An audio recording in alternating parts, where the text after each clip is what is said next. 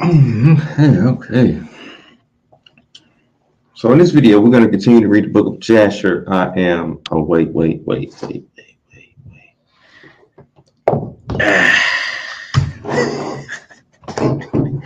I had the microphone way over there again. My bad. So in this video, we're going to continue to read the book of Jasher. This is going to be part 5, and we're on chapter 28.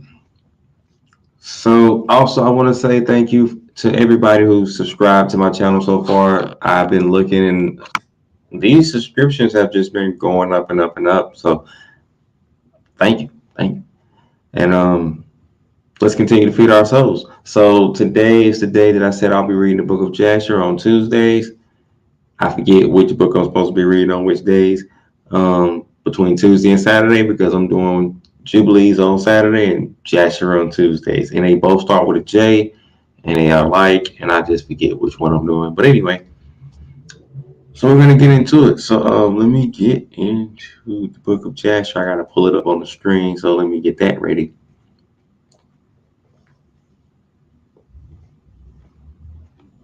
You might see me yawn a lot because it's late over here. It's like 9:25 Eastern time. Bam! Okay, so we got the screen up, and we'll just get into it. And I'm going to try to read 7 chapters. This book is, I think, 89 chapters long, so it's going to take me probably a whole another month to finish this thing, unless I do lives in between Tuesdays, which, man, I don't know. We'll see. I might be able to finish it faster after I finish Jubilees, because I should finish that first, I think. We'll see.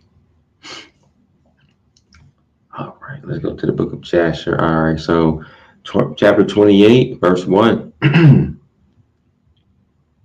a minute. Oh, snap. Like, how about I went to my YouTube video and I'm like, I was reading old comments. I'm tripping. So we got to go to the previous chapter. Bam, there we go, chapter 28. Got my water ready. Oh, yeah.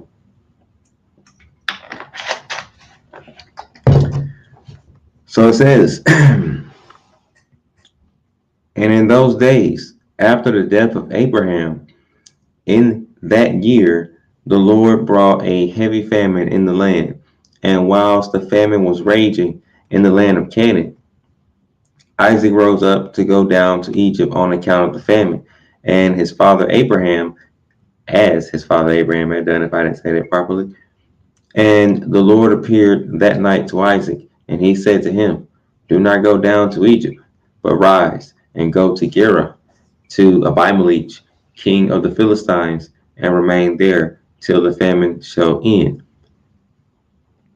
And Isaac rose up and went to Gerar, as the Lord had, well, it doesn't say had, as the Lord commanded him, and he remained there a full year. And when Isaac came to Gerar, the people of the land saw that Rebekah, his wife, was of a beautiful appearance. And the people of Gerar asked Isaac concerning his wife, and he said, she is my sister.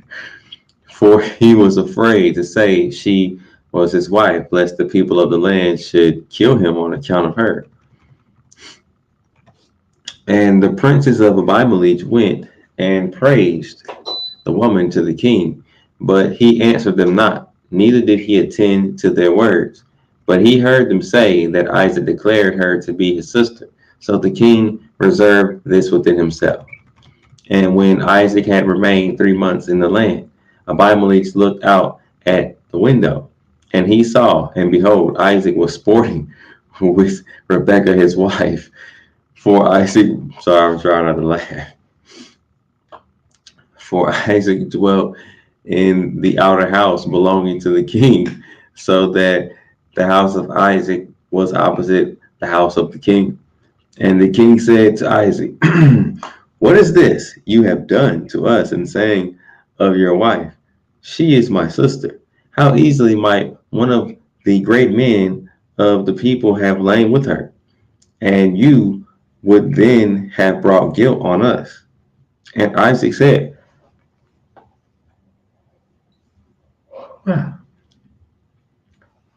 Isaac said to Abimelech, because I was afraid lest I die on account of my wife. Therefore I said, she is my sister.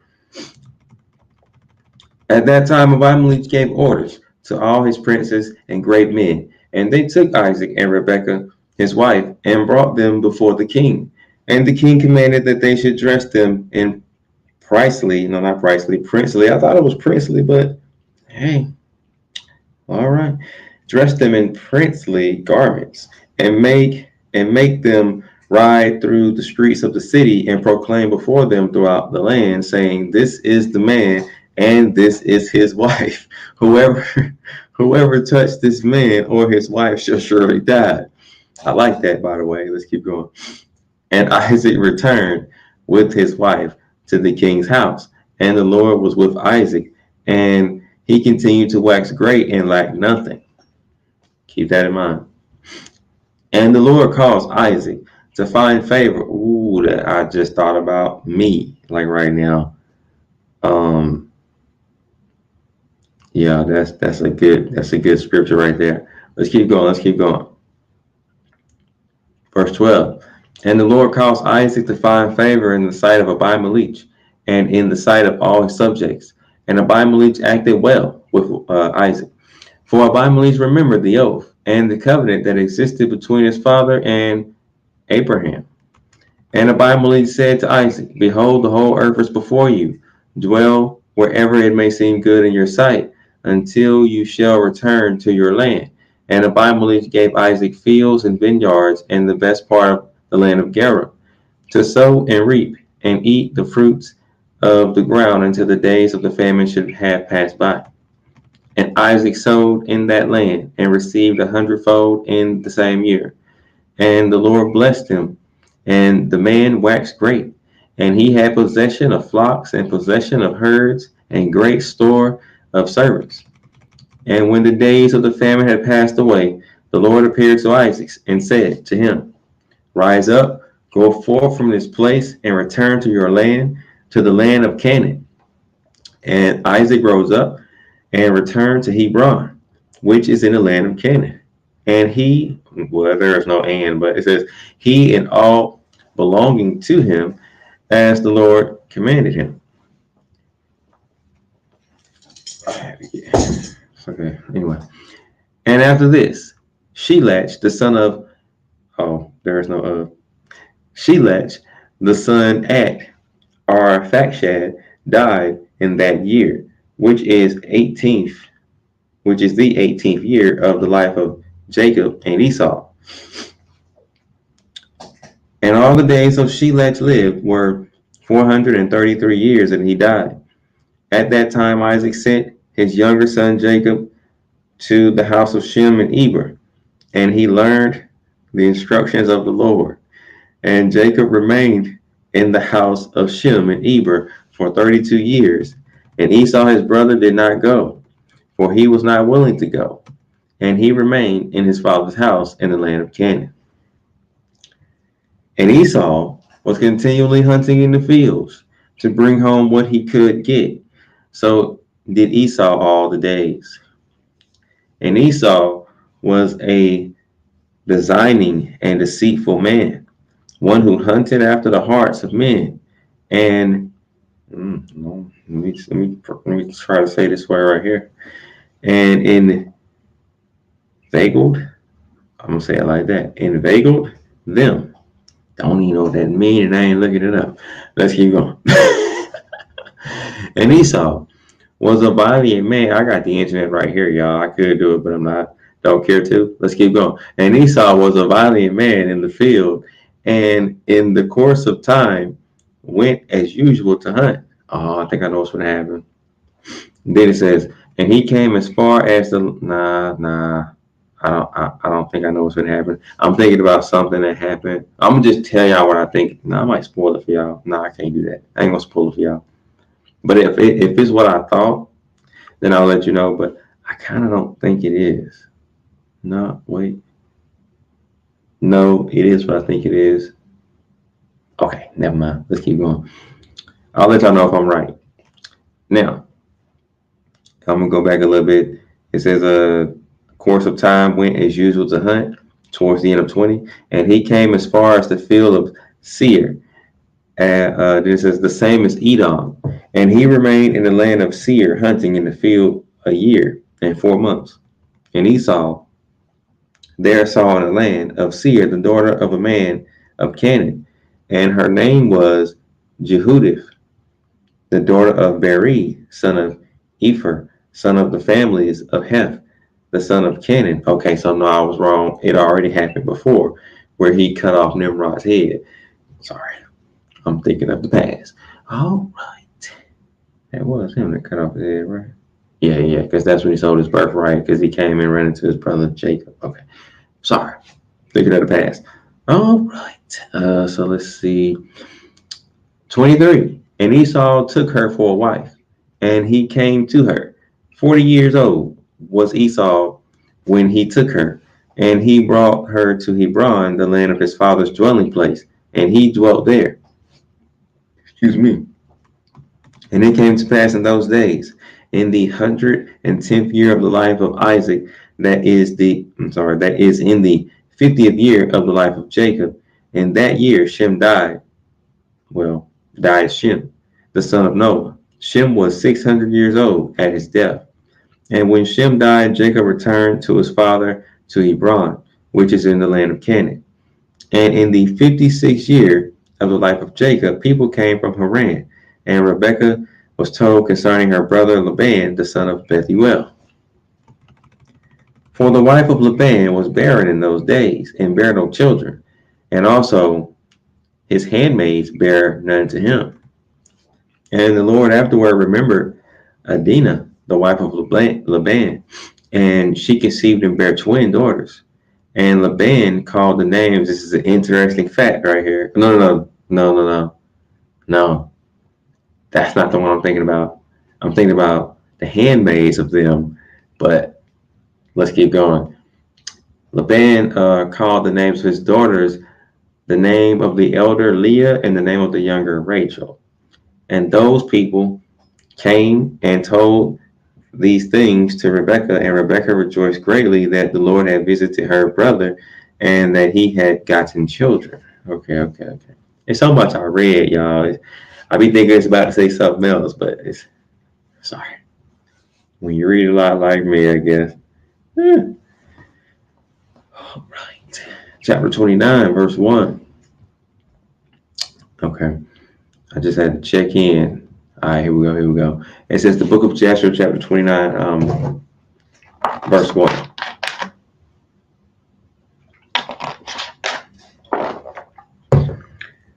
And Isaac, the son of Abraham, became old and advanced in days, and his eyes became heavy through age. They were dim and could not see. At that time, Isaac called to Esau his son, saying, Get, I ask you, your weapons, your quiver. Stupid phone. I didn't understand that. I knew I should have left you in the other room. I got an idea. This is how we're going to deal with this. Turn it off. That's right. That's what I said. I'm going to turn you off. Talk to yourself. How about that? In fact, turn his own off. Both of them. Bam. All right, we're done. Okay, so where we at? Get your weapons.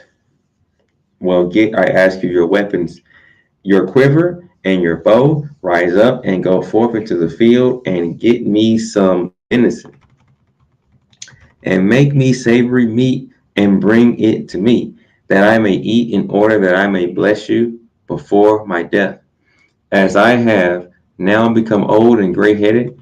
And Esau did so. And he took his weapon and went forth into the field to hunt for venison, as usual, to bring to his father as he had ordered him, so that he might bless him. And Rebekah heard all the words that Isaac had spoken to Esau, and she hastened and called her son Jacob, saying, Thus did your father speak to your brother Esau, and thus did I hear. Now therefore hasten you, and make that which I shall tell you. Rise up and go, I ask you, to the flock, and fetch me 2 fine kids of the goats, and I will get the savory meat for your father.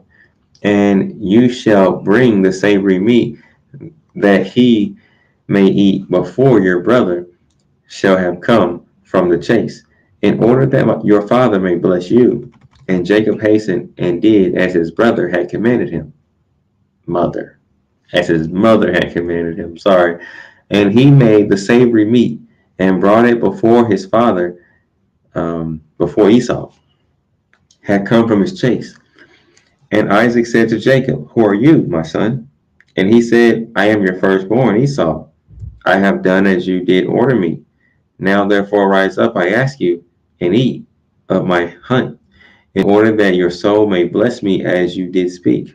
Well, that's what I say, as you did speak to me. And Isaac rose up, and he ate, and he drank, and his heart was comforted. And he blessed Jacob, and Jacob went away from his father. And as soon as Isaac had blessed Jacob and had gone away from him, behold, Esau came from his hunt from the field. And he also made savory meat and brought it to his father. Well, and brought it, I was going to say, to his father to eat. Therefore, and to bless him. And Isaac said to Esau, I'll just make sure I read it right. And Isaac said to Esau, and who was he that had, so see, I'm reading this so fast. I'm not even comprehending what I'm reading. Okay. All right.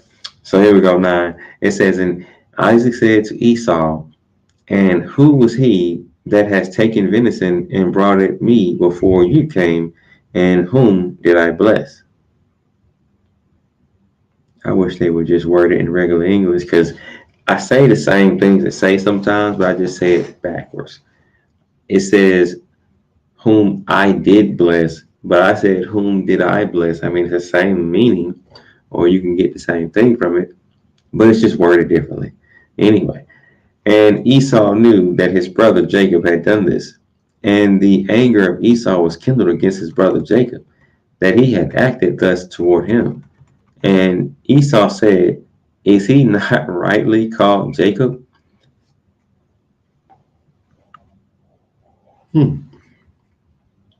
For he has supplanted me twice. He took away my birthright. Nah, that was your fault. Sorry. Had to add it in there.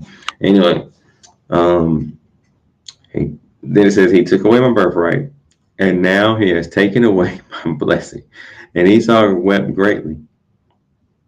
And when Isaac, wait, I think this was because, let me think. I think it was because of the way he was, though. Because, I mean, we just read about how Abraham, before, in my last video, I believe, we read about how Abraham saw and knew that Jacob was going to be the one, and Esau wasn't going to be the one. And I think it's because of his ways. We just read about how he didn't want to go and learn the ways of the Most High. He wanted to hunt. If that's all you want to do, I mean, so based on that, I see why this happened. That's how I'm seeing. So it says he wept greatly. And when Isaac heard the voice of his son Esau weeping, Isaac said to Esau, what can I do, my son? Your brother came with subtlety, there we go, and took away your blessing. And Esau hated his brother on account of the blessing that his father had given him, and his anger was greatly roused against him. And Jacob was very much afraid of his brother Esau. And he rose up and fled to the house of Eber, the son of Shem. And he concealed himself there on account of his brother. And Jacob was 63 years old when he went forth from the land of Canaan, from Hebron. And Jacob was concealed in Eber's house 14 years on account of his brother Esau. And he there continued to learn the ways of the Lord and his commandments. And when Esau saw that Jacob had fled and escaped from him, and that Jacob had cunningly obtained the blessing, then Esau grieved exceedingly, and he was also vexed, and his father and mother. And wait a minute. Okay, there we go. Let's see. And he also rose up and took his wife and went away from his father and mother to the land of Seir, and he dwelt there. And Esau saw there a woman from amongst the daughters of Heth, whose name was Basmath, yeah, the daughter of Elon the Hittite. And he took her for a wife in addition to his first wife. And Esau called her name Adah, saying, the blessing had in that time passed from him. Wow, that's kind of sad. Well, it just says something. And Esau dwelt in the land of Seir 6 months without, wow. That's not good when you think about it. Why would you name your wife that? Like, that meaning, like this. And if she knew what that meant, like that. Anyway. And Esau dwelt in the land of Seir 6 months without seeing his father and mother. And afterward Esau took his wives and rose up and returned to the land of Canaan. And Esau placed his 2 wives in his father's house in Hebron. Now this is interesting because we get to see that both of them was in the same house. But let's keep going. And this is what Hebrews do today, well, so-called Hebrews anyway. So let's keep going. It says that, and the wives of Esau vexed and provoked Isaac and Rebekah with their works. Now, this is what Genesis talks about too. It talks about how Esau, his wife or wives, were a grief of mind to his parents. But it doesn't go into detail. Right here, it's going into detail of how they were. So, we'll read it again and keep going. And the wives of Esau vexed and provoked Isaac and Rebekah with their works, for they walked not in the ways of the Lord, but served their fathers' gods of wood and stone, as their father had taught them. And they were more wicked than their father, and they went according to the evil desires of their hearts, and they sacrificed and burnt incense to Baalim. And Isaac and Rebekah became weary of them. And Rebekah said, I am weary of my life. Woo, man, this is funny right here. This is why they didn't want Jacob to marry the Canaanite, because they were so bad. Like the ways of the Canaanites was like that. They didn't want Jacob to marry a Canaanite. And let's see what it's going to say though. It says, I am weary of my life. Excuse me. Of the daughters of Heth. If Jacob take a wife of the daughters of Heth, such as these, which are of the daughters of the land, what good then is life to me? And in those days, Adah, the wife of Esau, conceived and bare him a son. And Esau called the name of the son that was born to him Eliphaz. And Esau was 65 years old when she bare him. And and Ishmael, the son of Abraham, died in those days, in the 64th year of the life of Jacob. I wonder how long he lived. And all the days of Ishmael, that Ishmael lived were 137. Dang, he lived a long time. Okay, and he died. And when Isaac heard that Ishmael was dead, he mourned for him, and Isaac lamented over him many days.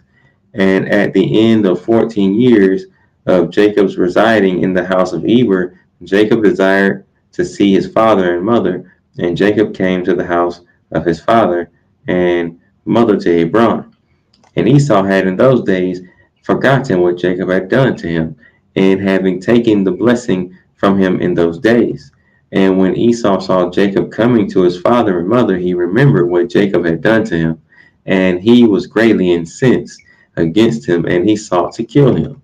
And Isaac, the son of Abraham, was old and advanced in days. And Esau said, now my father's time is drawing nigh, that he must die. And when he shall die, I will kill my brother Jacob. And This was told to Rebekah, and she hastened and sent and called Jacob, for Jacob her son. And she said to him, Arise, go and flee to Haran, to my brother Laban, and remain there for some time, until your brother's anger be turned from you, and then shall you come back.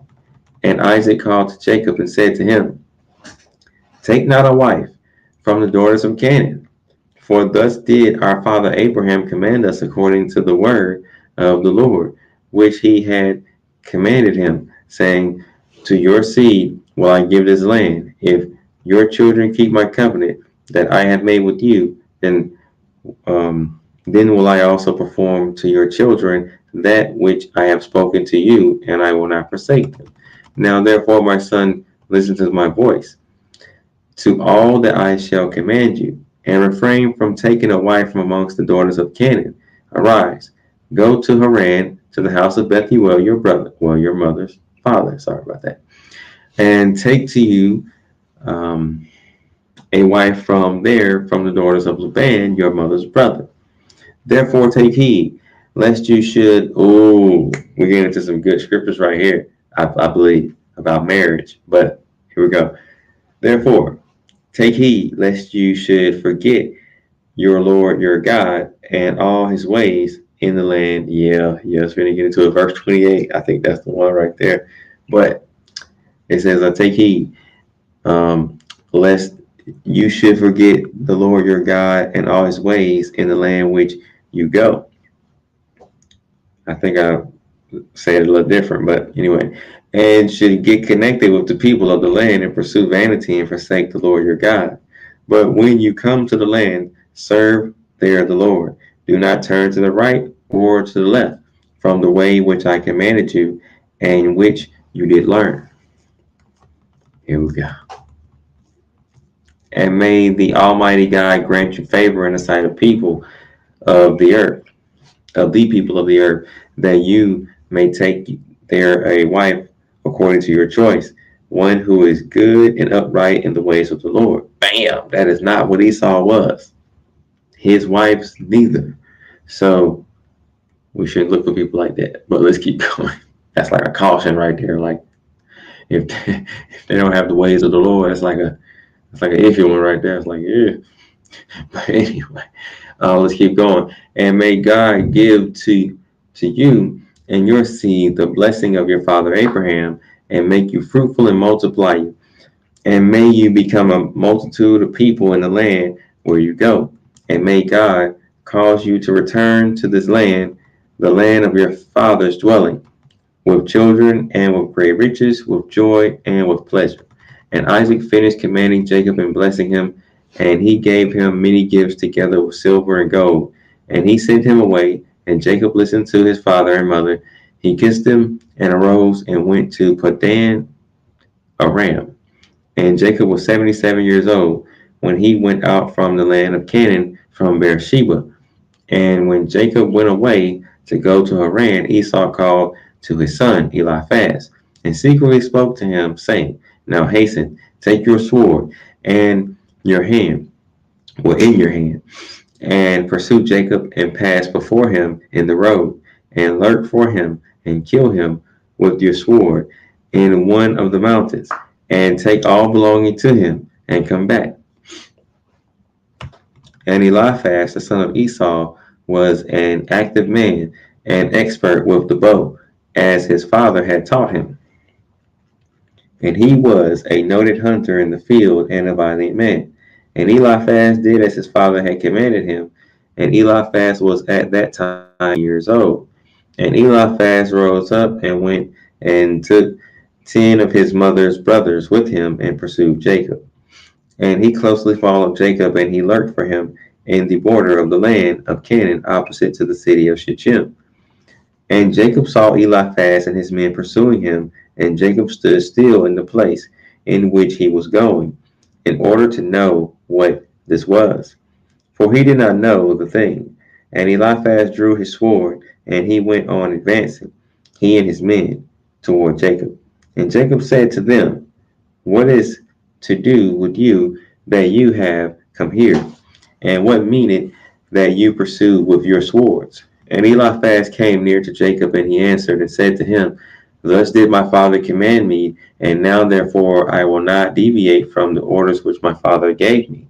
And when Jacob saw that Esau had spoken to Eliphaz to implore force, Jacob then approached and supplicated Eliphaz and his men, saying to him, Behold, all that I have, and which my father and mother gave to me, that take you, and go from me, and do not kill me, and may this thing become accounted to you a righteousness. And the Lord caused Jacob to find favor in the sight of Eliphaz the son of Esau and his men, and they listened to the voice of Jacob, and they did not put him to death. And Eliphaz and his men took all belonging to Jacob, together with the silver and gold that he had brought with him from Beersheba. They left him nothing. And Eliphaz and his men went away from him, and they returned to Esau to Beersheba. And they told him all that had occurred to them with Jacob. And they gave him all that they had taken from Jacob. And Esau was indignant at Eliphaz his son, and at his men that were with him, because they had not put Jacob to death. And they answered and said to Esau, Because Jacob supplicated us in this matter not to kill him, our pity was excited toward him, and we took all belonging to him and brought it to you. And Esau took all the silver and gold which Eliphaz had taken from Jacob, and he put them by his house. At that time, when Esau saw that Isaac had blessed Jacob and had commanded him, saying, You shall take a wife from amongst, you shall not, I left out not, you shall not take a wife from amongst the daughters of Canaan, and that the daughters of Canaan were bad in the sight of Isaac and Rebekah, then he went to the house of Ishmael, his uncle, and in addition to his older wives, he took Majlah, the daughter of Ishmael, the sister of Nebaioth, for a wife. That was probably a wise move to a degree. Okay.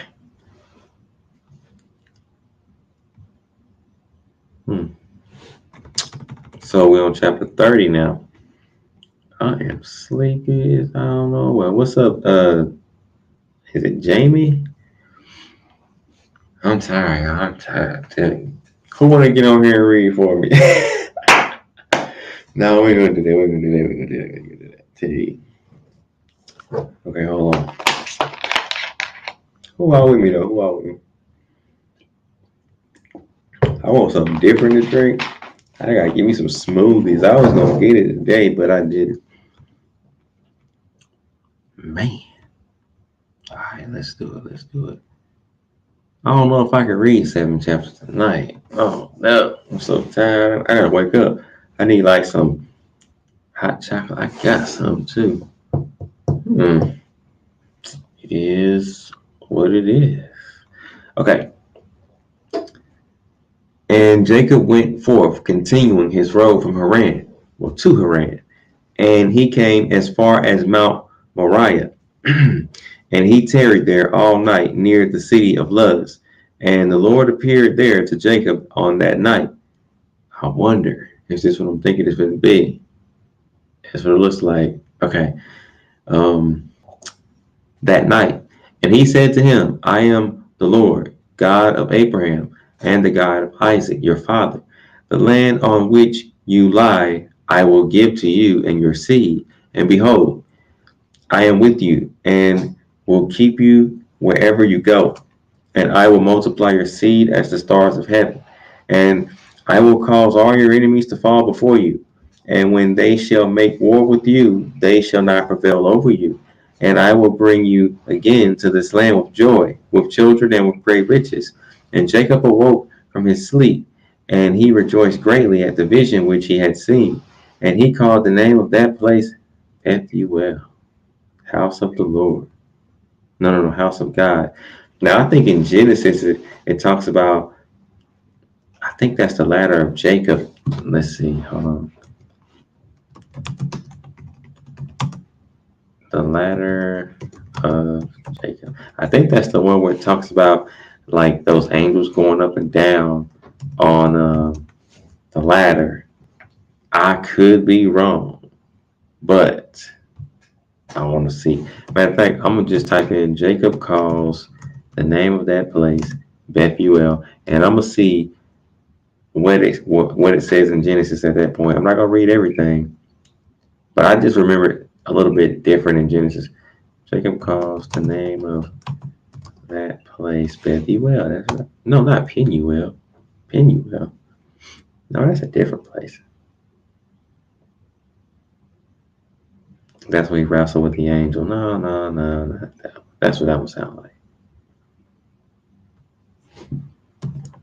I didn't know. I forgot about that other place. That was a little thing that popped up. Bethel, yeah, right there, that one. Bam. Is it Genesis 28? It is Genesis 28. It's two of them. So it might be two different occasions. We got Genesis 28:19 and Genesis 35:15. All right. Jacob called the place where God had talked with him Bethuel, Genesis 35:15. Jacob set up a pillar in the place where God had spoken to him, and a stone marker, and he poured out a drink. Okay, so it could have been two occurrences. I thought it was just one. So odd. Early in the morning. Man, that could be it right there. They may want to read the context of it, but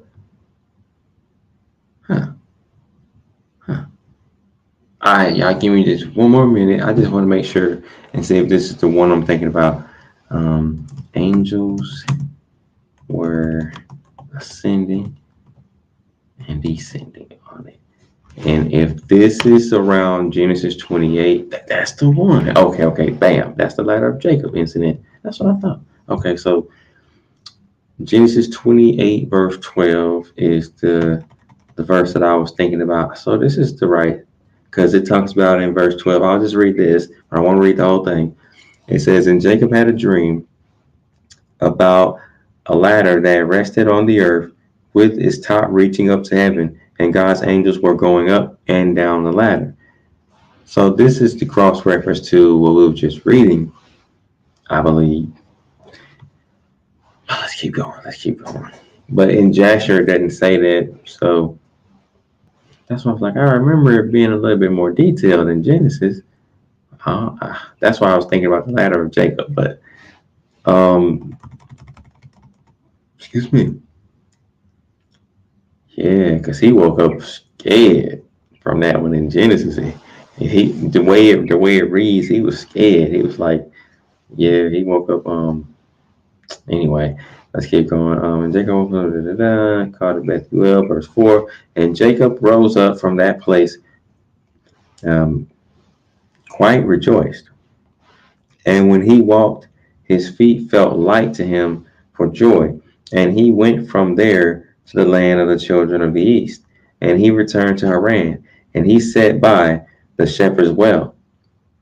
Well, let me just say this. Since he rejoiced right here, that could have been the same, story that links up. Or it could have been another time that he, I guess, got a vision from the Most High, but could have been the same one. Now, let's see. Unless he was afraid when he woke up at some point, and then later on he rejoiced. Could all be the same story. But 5 says, and he there, that's how it works, and he there found some men going from Haran to feed their flocks, and Jacob made inquiries of them, and they said, we are from Haran. And he said to them, do you know Laban, the son of Nahor? And they said, we know him, and behold, his daughter Rachel is coming along to feed her father's flock. While he was yet speaking with them, Rachel, the daughter of Laban, came to feed her father's sheep, for she was a shepherdess. And when Jacob saw Rachel, the daughter of Laban, his mother's brother, he ran and kissed her, and lifted up his voice and wept. And Jacob told Rachel that he was the son of Rebekah, her father's sister. And Rachel ran and told her father, and Jacob continued to cry because he had nothing with him to bring to the house of Laban. And when Laban heard that his sister's son Jacob had come, he ran and kissed him and embraced him, and brought him into the house and gave him bread, and he ate. And Jacob related to Laban what his brother Esau had done to him, and what his son Eliphaz had done to him in the road. And Jacob resided in Laban's house for 1 month. And Jacob ate and drank in the house of Laban. And afterward Laban said to Jacob, Tell me what shall be your wages, for how can you serve me for nothing? And Laban had no sons, but only daughters. And we getting to it. This is the part that I was thinking was going to be said in the last chapter about the handmaids, but here it is right here. This is some secret information right here. Y'all check this out. So it says, and his other wives' handmaids were still barren in those days, and these are the names of Laban's daughters, which his wife Adinah had borne to him. The name of the older was Leah. You know what? That wasn't it either. I got all excited. I saw handmaids, but that wasn't it. It's their handmaids that I'm thinking about. It might not be in this book, but if it is in this book, we're going to find out the names of those handmaids and I think the nationality or what they was. Because we don't find that out in Genesis, but it could be in this book. It could be in another book. I read so many. But I got all excited. I'm sorry about that, y'all. I'm sorry. I guess I'm just have to read it. And then if it's in here, I just point it out to you. So, yeah. The older was Leah, and the name of the younger was Rachel. And Leah was tender-eyed, but Rachel was beautiful and well-favored. And Jacob loved her. And Jacob said to Laban, I will serve you 7 years for Rachel, your younger daughter. And Laban consented to this, and Jacob served Laban 7 years for his daughter Rachel. And in the second year of Jacob's dwelling in Haran, that is in the 79th year of the life of Jacob, in that year died Eber, the son of Shem. He was 464 years old at his death. And when Jacob heard that Eber was dead, he grieved exceedingly, and he lamented and mourned over him many days. And in the third year of Jacob's dwelling in Haran, Basmath, the daughter of Ishmael, the wife of Esau, bare to him a son, and Esau called his name Reuel. There we go. And in the fourth year of Jacob's residence in the house of Laban, the Lord visited Laban and remembered him on account of Jacob. And sons were born to him. And his firstborn was Beor, his second was Elib, and the third was Charash. And the Lord gave Laban riches and honor, sons and daughters, and the man increased greatly on account of Jacob. And Jacob in those days served Laban in all manner of work, in the house and in the field, and the blessing of the Lord was in all that belonged to Laban in the house and in the field. And in the fifth year died Jehudah. Well, that's the same as Jehudah. I just said it in a Hebrew way. The daughter of Beri, the wife of Esau, in the land of Canaan. I don't think she was that old. I don't know. Well, I don't know. Anyway. And she had no sons, but daughters only. And these are the names of her daughters which she bare to Esau. The name of the older was Marziph, and the name of the younger was Puith. And when Judith died, Jehudah died, Esau rose up and went to Seir to hunt in the field as usual. And Esau dwelt in the land of Seir for a long time. And in the 6th year, Esau took for a wife. I'm tired of Esau marrying people, but I'm just saying, it's too many. Anyway, Esau took for a wife in addition to his other wives,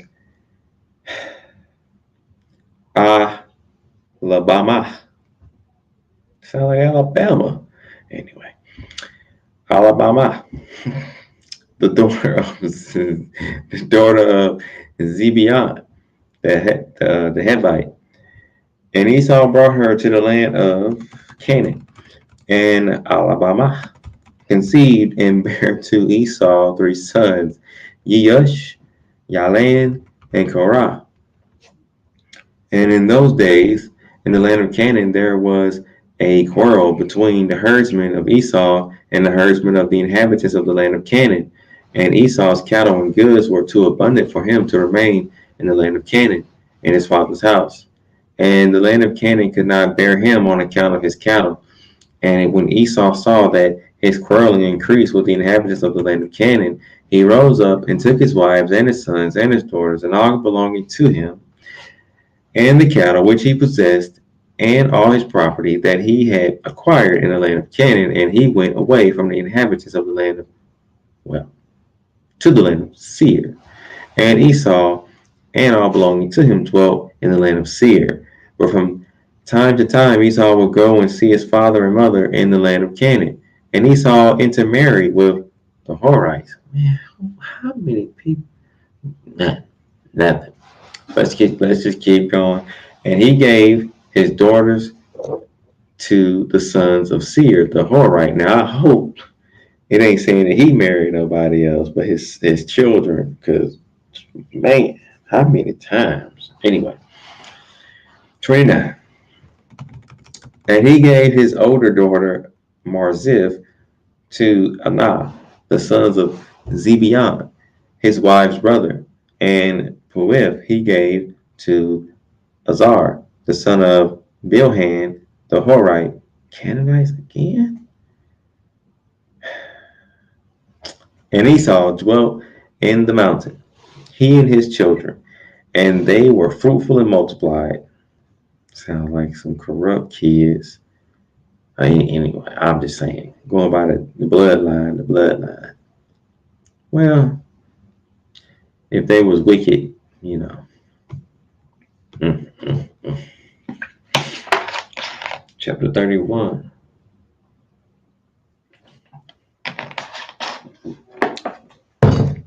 Okay.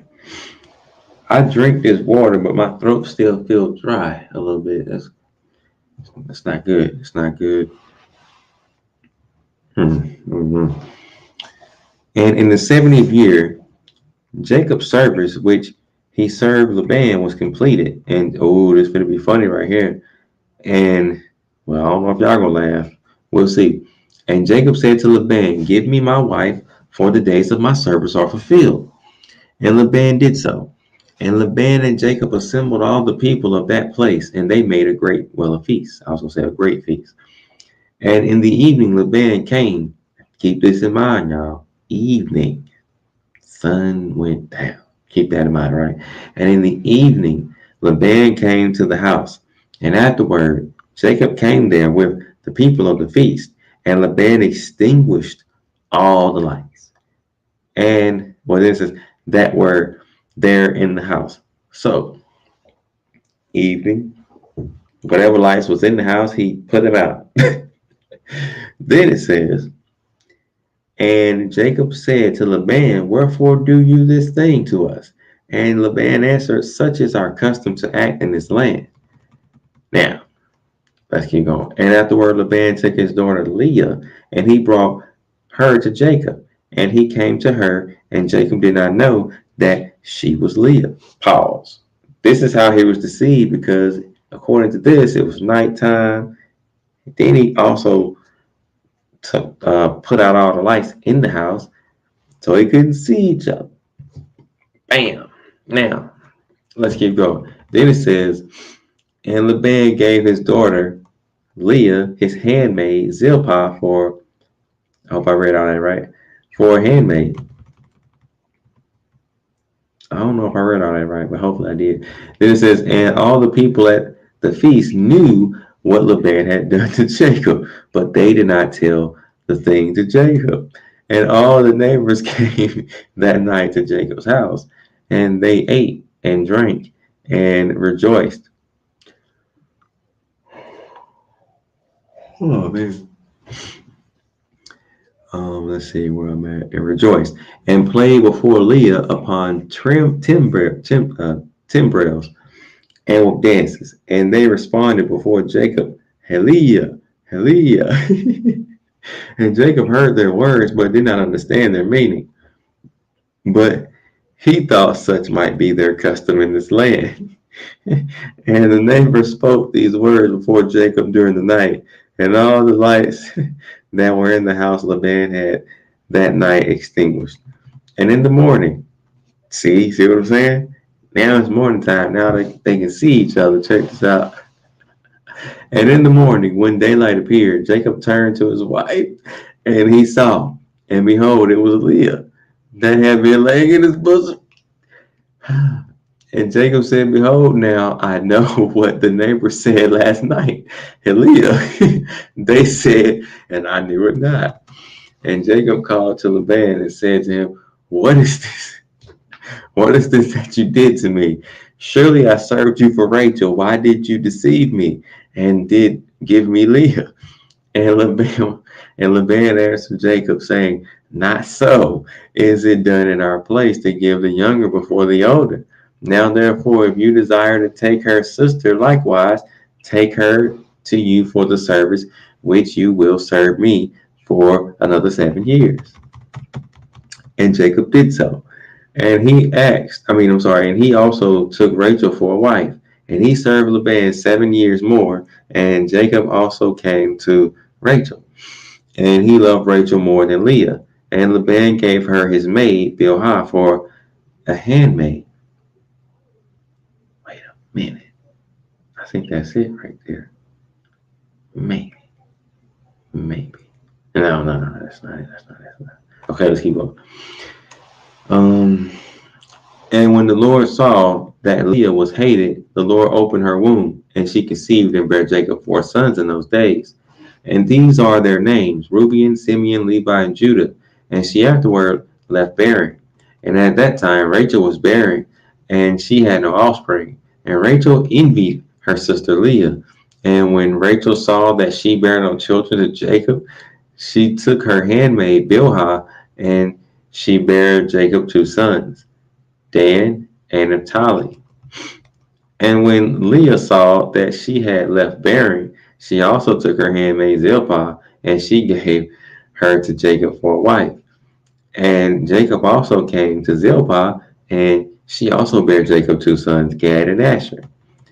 And Leah again conceived and bare Jacob. Hold on. Okay, never mind. Let's keep going. And Leah again conceived and bare Jacob in those days 2 sons and 1 daughter. And these are their names, Issachar, Zebulun, and their sister Dinah. And Rachel was still barren in those days, and Rachel prayed to the Lord at that time, and she said, O Lord, God, remember me and visit me, I beseech you. For now my husband will cast me off, for I have borne him no children. Now, whoa, wait a minute. Does that sound like divorce to anybody? I didn't think that was the reason people would divorce people, but I mean, if that is what it's talking about, hey, let's keep going. Then it says, Now, O Lord God, my I actually said that backwards, but it's all good. And then it says, Hear my supplication before you, and see my affliction, and give me children like one of the handmaids, that I may no more bear my reproach. And God heard her, and opened her womb, and Rachel conceived and bare a son. And she said, The Lord has taken away my reproach. And she called his name Joseph, saying, May the Lord add to me another son. And Jacob was 91 years old when she bare him. At that time, Jacob's mother, Rebekah, sent her nurse, Deborah, the daughter of Uz, and 2 of Isaac's servants to Jacob. And they came to Jacob to Haran. And they said to him, Rebekah has sent us to you, that you shall return to your father's house to the land of Canaan. And Jacob listened to them in this which his mother had spoken. At that time, the other 7 years, which Jacob served Laban for Rachel, were completed. And it was at the end of 14 years that he had dwelt in Haran, that Jacob said to Laban, Give me my wives and send me away, that I may go to my land. For behold, my mother did send to me from the land of Canaan, at Canaan, that I should return to my father's house. And Laban said to him, Not so, I ask you. If I have found favor in your sight, do not leave me. Appoint me your wages, and I will give them, and remain with me. And Jacob said to him, This is what you shall give me for wages, that I shall this day pass through all your flock, and take away from them every lamb that is speckled and spotted, and such as are brown amongst the sheep and amongst the goats. And if you will do this thing for me, I will return and feed your flock and keep them as at first. And Laban did so. And Jacob removed from his flock all that Jacob had said and gave them to him. And Jacob placed all that he had removed from Laban's flock in the hands of his sons. And Jacob was feeding the remainder of Laban's flock.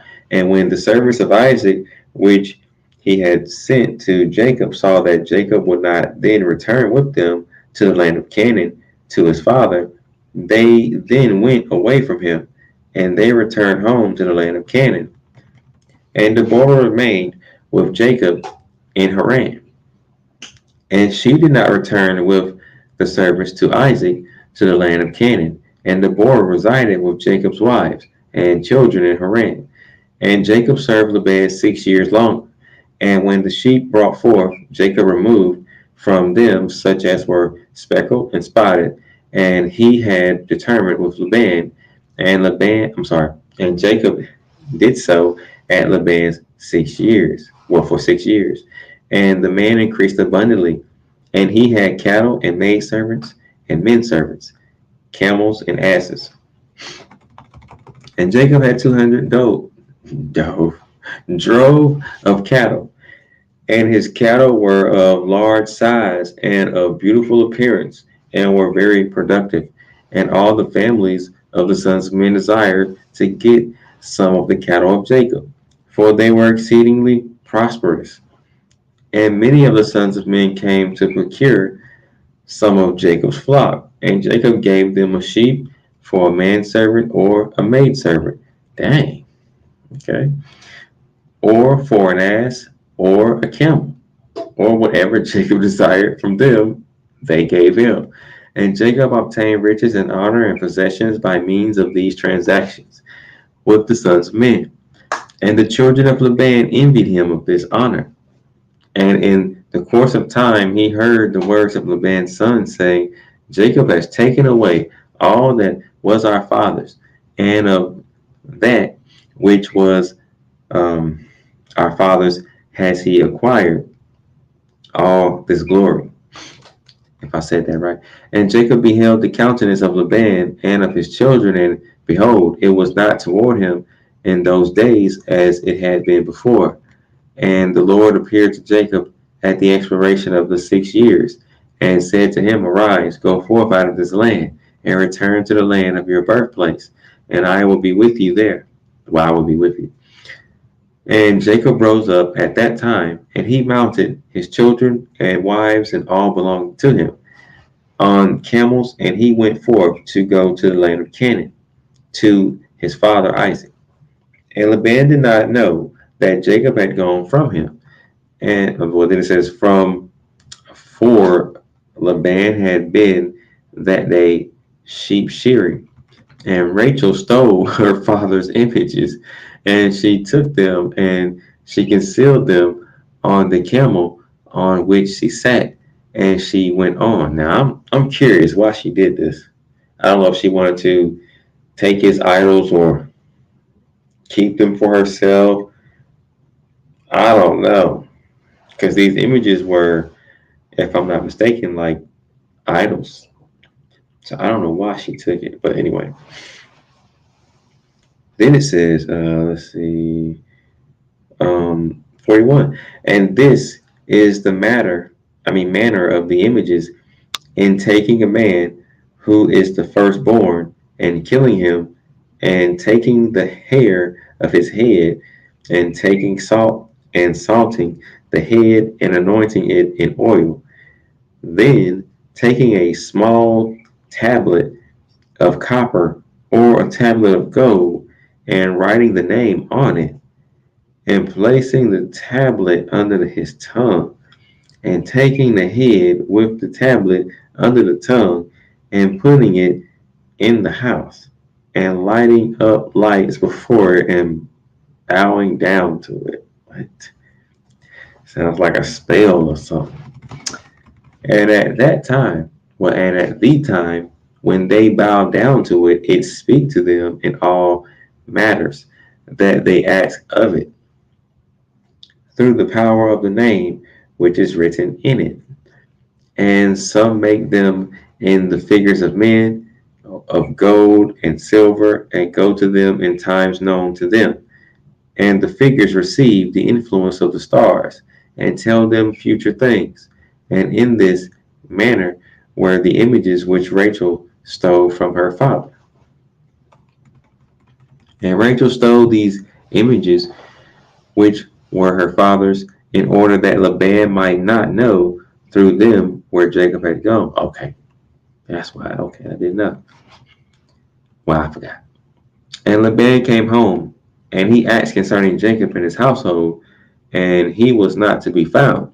And Laban sought his images to know where Jacob had gone, and could not find them. And he went to some other images, and he inquired of them, and they told him that Jacob had fled from him to his fathers to the land of Canaan.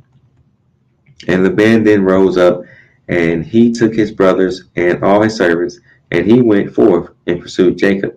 And he overtook him in Mount Gilead.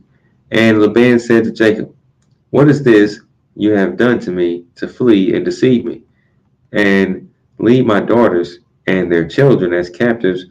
As captives taken by the sword. And you did not suffer me to kiss them and send them away with joy. And you did steal my gods and did go away." And Jacob answered Laban, saying, "Because I was afraid lest you would take your daughters by force from me, and now with whomsoever you find your gods, he shall die." And Laban searched for the images, and he examined in all Jacob's tents and furniture, but could not find them. And Laban said to Jacob, "We will make a covenant together, and it shall be a testimony between me and you. If you shall afflict my daughters," ooh, check this out, y'all. "Afflict my daughters, or shall take other wives besides my daughters, even God shall be a witness between me and you in this matter." And they took stones and made a heap. And Laban said, "This heap is a witness between me and you." Therefore he called the name thereof Gilead. And Jacob and Laban offered sacrifice on it, on the mount. And they ate thereby the heap, and they tarried in the mount all night. And Laban rose up early in the morning, and he wept with his daughters, and he kissed them, and he returned to his place. And he hastened and sent off his son Beor, who was 17 years old, with Abicharoth, the son of Uz, the son of Nahor. And with them were 10 men. And they hastened and went and passed on the road before Jacob. And they came by another road to the land of Seir. And they came to Esau and said to him, "Thus saith your brother and relative, your mother's brother Laban, the son of Bethuel, saying, Have you heard what Jacob your brother has done to me, who first came to me naked and bare? And I went to meet him and brought him to my house with honor. And I made him great, and I gave him my 2 daughters for wives, and also 2 of my maids. And God blessed him on my account, and he increased abundantly, and had sons and daughters. And had sons, daughters, and maidservants. He has also an immense stock of flocks and herds, camels and asses, also silver and gold in abundance. And when he saw that his wealth increased, he left me while I went to shear my sheep, and he rose up and fled in secrecy. And he lifted his wives and children on camels, and he led away all his cattle and property which he acquired in my land. And he lifted up his countenance to go to his father Isaac, to the land of Canaan. And he did not suffer me to kiss my daughters and their children, and he led my daughters as captives taken by the sword. And he also stole my gods, and he fled. And now I have left him in the mountain of the brook of Jabbok, he and all belonging to him. He lacked nothing. If it be your wish to go to him, go then, and there will you find him. And you can do to him as your soul desire. And Laban's messengers came and told Esau all these things. And Esau heard all the words of Laban's messengers, and his anger was greatly kindled against Jacob. And he remembered his hatred, and his anger burned within him. And Esau hastened and took his children and servants and the souls of his household, being 60 men. And he went and assembled all the children of Seir, the Horite, and the people, being 340 men, and took all this number of 400 men with drawn swords. And he went to Jacob to smite him. And Esau divided this number into several parts. And he took the 60 men of his children and servants, and the souls of his household as one head, and gave them in care of Eliphaz's oldest son. And the remaining heads he gave to the care of the 6 sons of Seir the Horite. And he placed every man over his generations and children. And the whole of this camp went as it was, and Esau went amongst them toward Jacob. And he conducted them with speed. And Laban's messengers departed from Esau and went to the land of Canaan. And they came to the house of Rebekah, the mother of Jacob and Esau. And they told her, saying, Behold, your son Esau has gone against his brother Jacob with 400 men. For he heard that he was coming, and he is gone to make war with him, and to kill him, smite him, and to take all that he has. And Rebekah hastened and sent 72 men from the service of Isaac to meet Jacob on the road. For she said, Peradventure Esau may make war in the road when he meets him. And these messengers went on the road to meet Jacob. And they met him in the road of the brook on the opposite side of the brook Jabbok. And Jacob said, when he saw them, this camp is destined to me from God. And Jacob called the name of that place Machnaim. And Jacob knew all his father's people, and he kissed them. Oh, I think something's about to happen, but we'll see. We'll see. I think another vision is about to happen. I could be wrong. We'll see. Let's see. And Jacob knew all his father's people, and he kissed them and embraced them and came with them. And Jacob asked them concerning his father and mother, and they said they were well. And these messengers said to Jacob, Rebekah, your mother, has sent us to you, saying, I have heard, my son, that your brother Esau has gone forth against you on the road with men from the children of Seir the Horite. And therefore, my son, hearken to my voice, and see with your counsel what you will do. And when he come up to you, supplicate him, and do not speak rashly to him, and give him a present from what you possess, and from what God has favored you with. And when he asks concerning your affairs, conceal nothing from him. Perhaps he may turn from his anger against you, and you will thereby save your soul, you and all belonging to you. For it is your duty to honor him, for he is your older brother.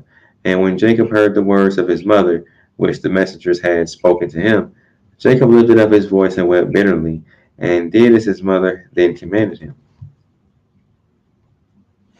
Okay. Chapter 32. I think I need to do one thing real quick. I'll be right back. Kind of turn the heat up a little bit. I've been suffering.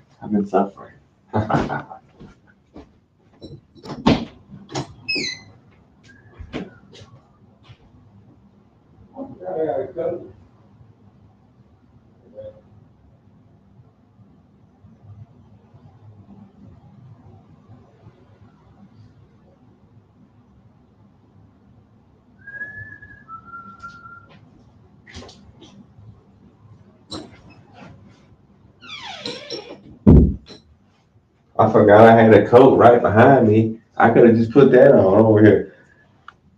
What kind of coat? I'm off the chain, y'all. I'm off the chain, I'm telling you. Straight up, I'm off the chain. So funny. I'm so sleepy. I didn't think about it until I was walking to. Yeah.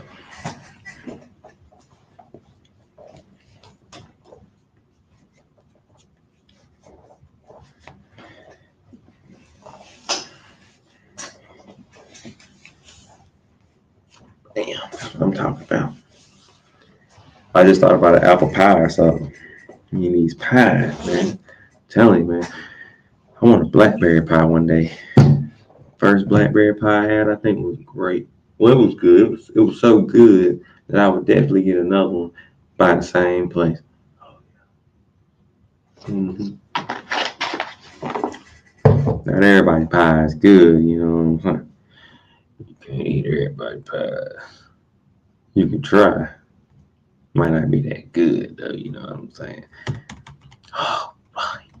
I'm almost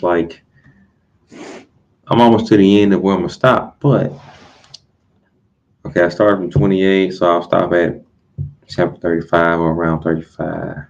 Okay. All right, so it says, and at that time Jacob sent messengers to his brother Esau toward the land of Seir, and he spoke to him words of supplication. And he commanded them, saying, thus shall you say to my lord, to Esau, thus saith your servant Jacob, let not my lord imagine that my father's blessing with which he did bless me has proved beneficial to me. For I have been these 20 years with Laban, and he deceived me and changed my wages 10 times, as it has as it has all been already told to my lord. And I served him in his house very laboriously. And God afterward saw my affliction, my labor, and the work of my hands, and he caused me to find grace and favor in his sight. And I afterward, through God's great mercy and kindness, acquired oxen and asses and cattle, and men servants and maid servants. And now I am coming to my land and my home, to my father and my mother, and mother, who are in the land of Canaan. And I have sent to let my Lord know all this in order to find favor in the sight of my Lord, so that he may not imagine that I have of myself obtained wealth, or that the blessing with which my father blessed me has benefited me. And those messengers went to Esau and found him on the borders of the land of Edom, going toward Jacob, and 400 men of the children of Seir the Horite were standing with drawn swords.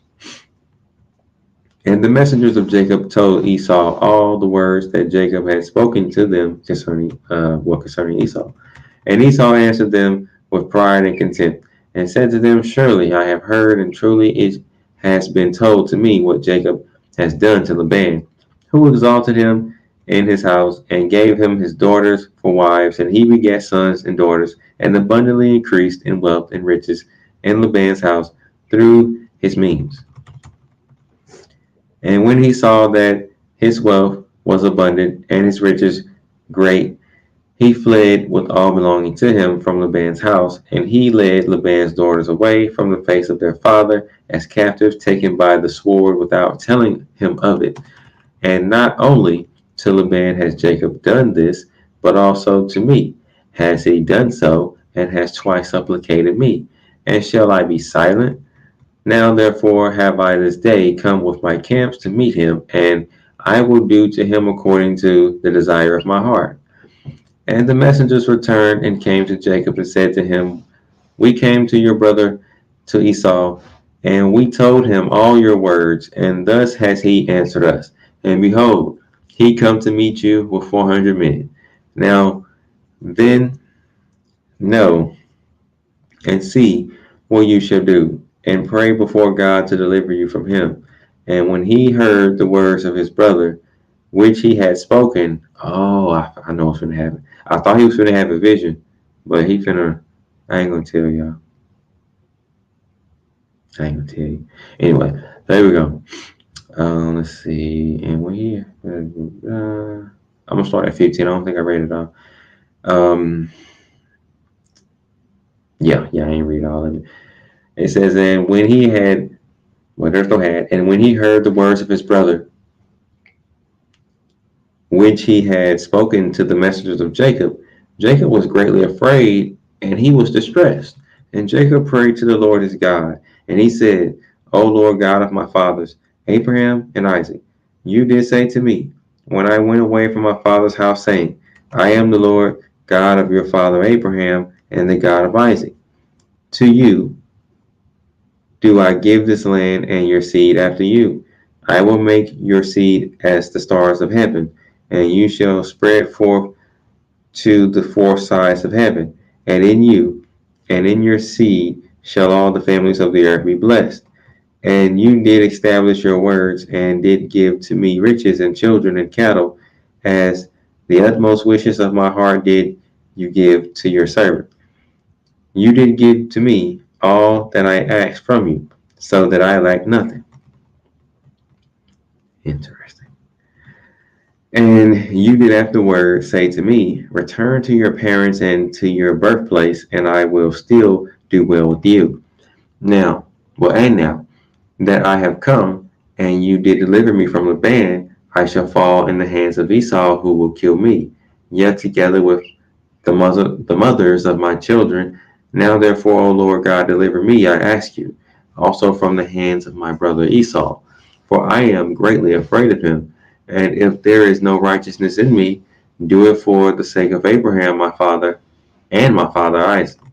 For I know that through kindness and mercy have I acquired this wealth. Now therefore I beseech you to deliver me this day with your kindness, and to answer me. And Jacob stopped praying to the Lord, and he divided the people that were with him with the flocks and cattle into two camps.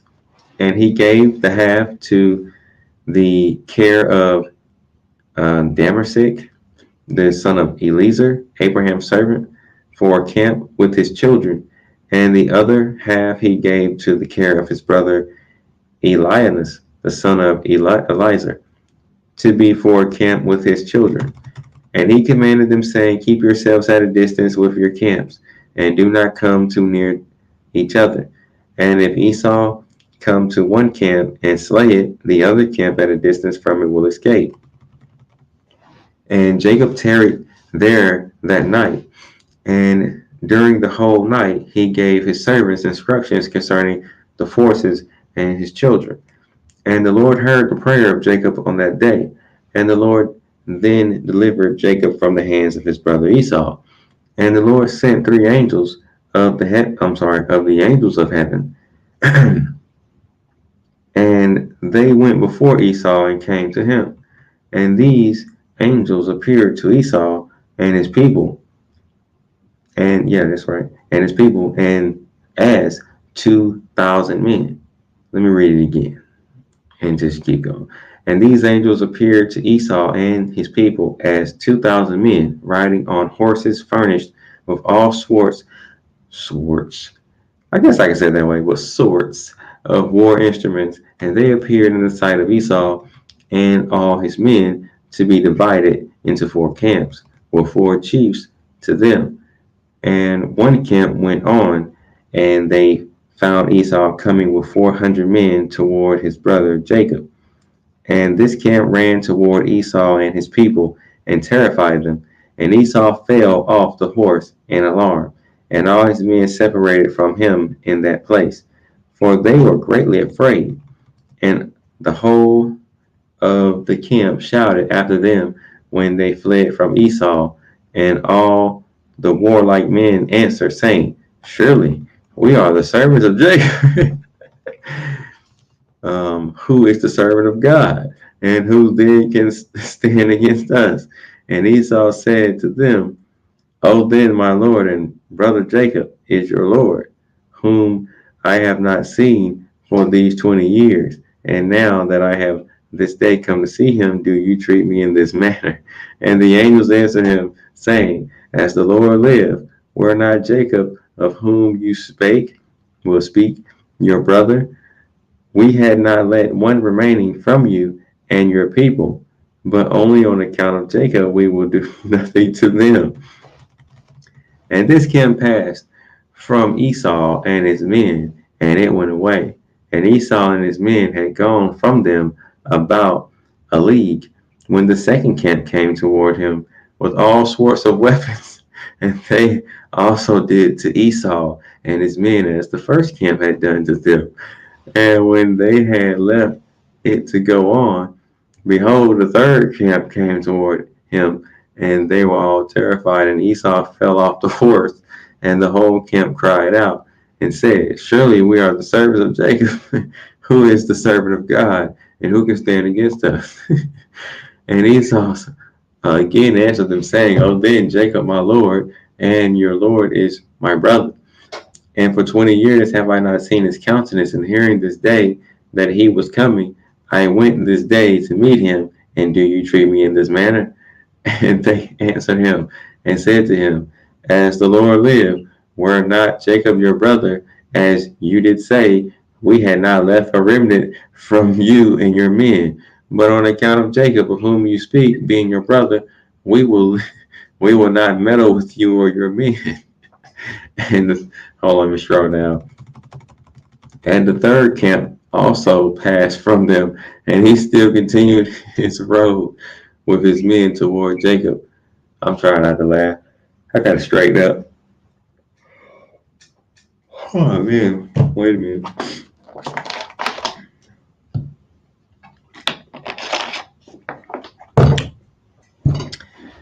Okay, where I'm at. Okay, there we go, the third. Did I read all that? Nah, I ain't read all 38. Okay. So it says, in the third camp also passed from them, and he continued his road with his men toward Jacob. When the fourth camp came toward him, and they also did to him as his men, as the others had done. And when Esau beheld the evil which the four angels had done to him and to his men, he became greatly afraid of his brother Jacob, and he went to meet him in peace. And Esau concealed his hatred against Jacob because he was afraid of his life on account of his brother Jacob, and because he imagined that the four camps that he had, excuse me. Oh man, let me read it again. And because he imagined that the four camps that he had lighted on were Jacob's servants. And Jacob tarried that night with his servants in their camps. And he resolved with his servants to give to Esau a present from all that he had with him, and from all his property. And Jacob rose up in the morning, he and his men, and they chose from amongst the cattle a present for Esau. And this is the amount of the present which Jacob chose from his flock to give to his brother Esau. And he selected 240 head from the flocks, and he selected from the camels and asses 30 each. And of the herds, he chose 50 kine. I think that was the cows. But anyway, let's keep going. And then it says, and he put them all in 10 droves, and he placed each sword by itself, and he delivered them into the hands of 10 of his servants, each drove by itself. And he commanded them and said to them, Keep yourselves at a distance from each other, and put a space between the droves. And when Esau and those who are with him shall meet you and ask you, saying, Whose are you? And where do you go? And to whom belong all this before you.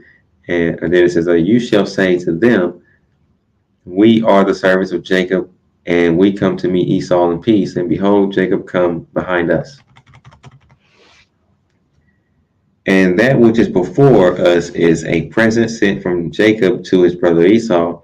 And if they shall say to you, why do he delay behind you from coming to meet his brother and to see his face? Then you shall say to them, surely he comes joyfully behind us to meet his brother. For he said, I will appease him with the present that go to him, and after this I will see his face. Peradventure he will accept of me. So the whole present passed on in the hands of his servants, and went before him on that day. And he lodged that night with his camps by the border of the brook of Jabbok. And he rose up in the midst of the night, and he took his wives and his maidservants and all belonging to him, and he that night passed them over the ford Jabbok. And when he passed all belonging to him over the Jabbok, Jacob was left by himself, and a man met him, and he wrestled with him that night until the breaking of the day. And the hollow of Jacob's thigh was out of joint through wrestling with him. And at the break of the day, the man left Jacob there, and he blessed him and went away. And Jacob passed the brook at the break of day, and he halted on his thigh.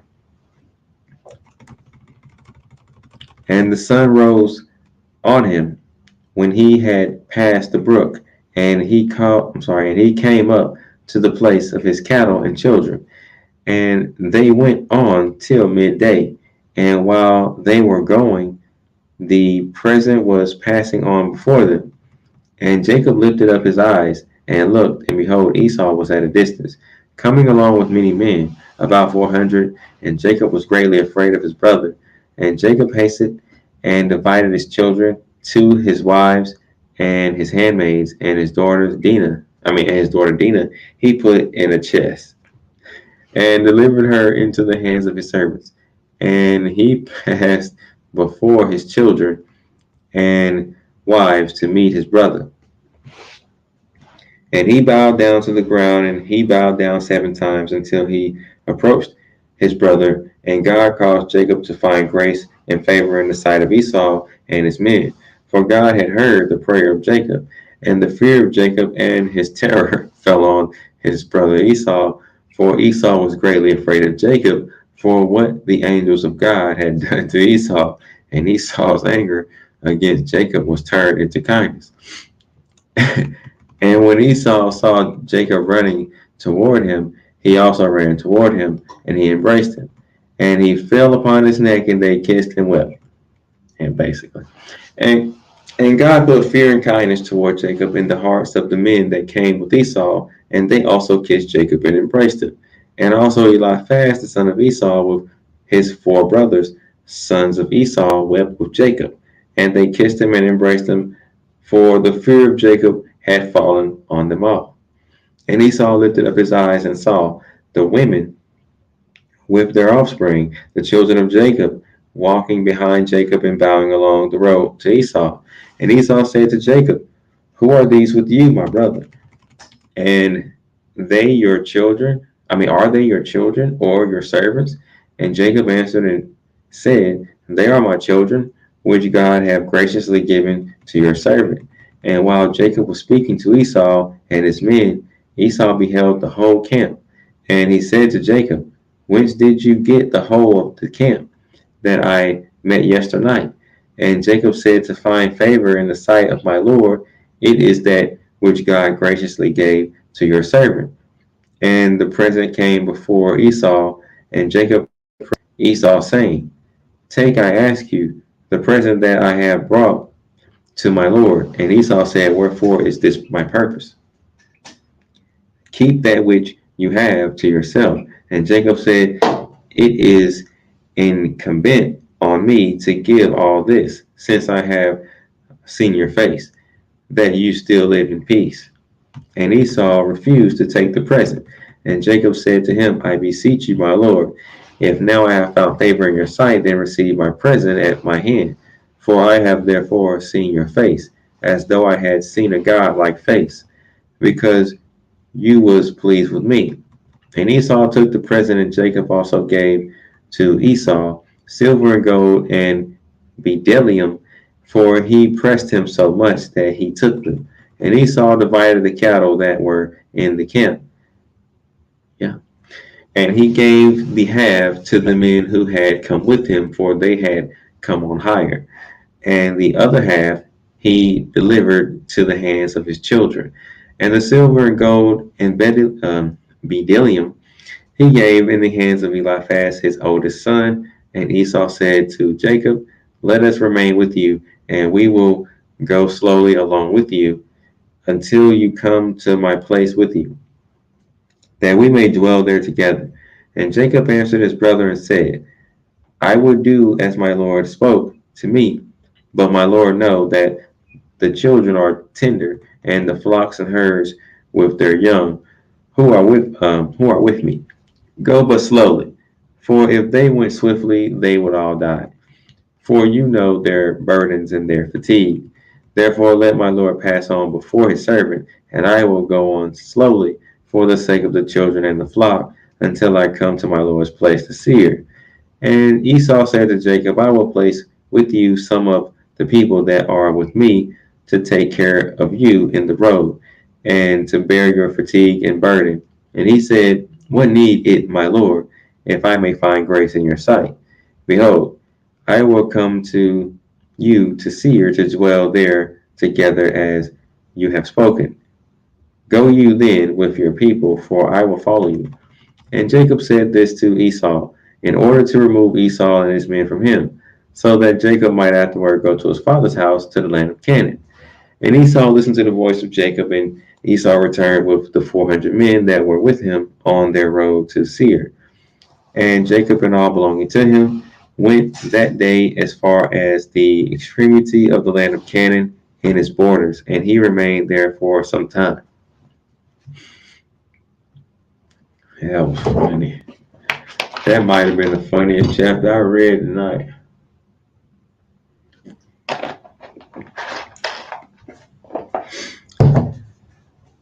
Oh, man, that was funny. Let me wipe my nose real quick, and then we'll get back to reading.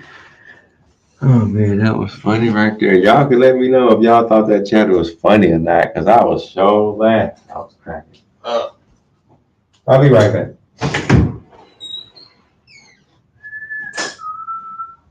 You know what? I'm gonna go use the restroom too. So while I'm doing that, I'm gonna go and do that too. I'll be right back too. Bam! That's what I'm talking about. I'll be right back. Bam! We're on chapter 33. I think.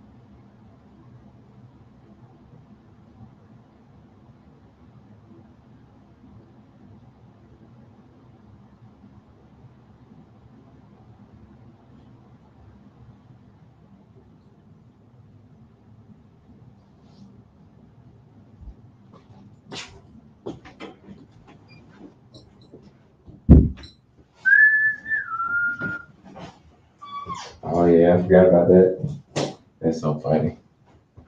You should one here. Okay, y'all, I'm back. Y'all probably got a snack or something. I don't know. Oh no, no. Ouch. It hit my little hand.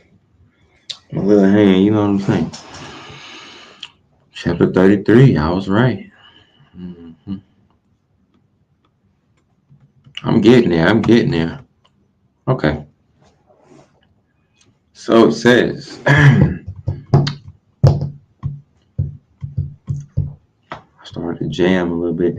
And in some time after Jacob went away from the borders of the land, and he came to the land of Shalem, that is the city of Shechem, which is in the land of Canaan, and he rested in front of the city, and he bought a parcel of the field which was there from the children of Hamor, the people of the land, for 5 shekels. And Jacob there built himself a house, and he pitched his tent there, and he made booths for his cattle.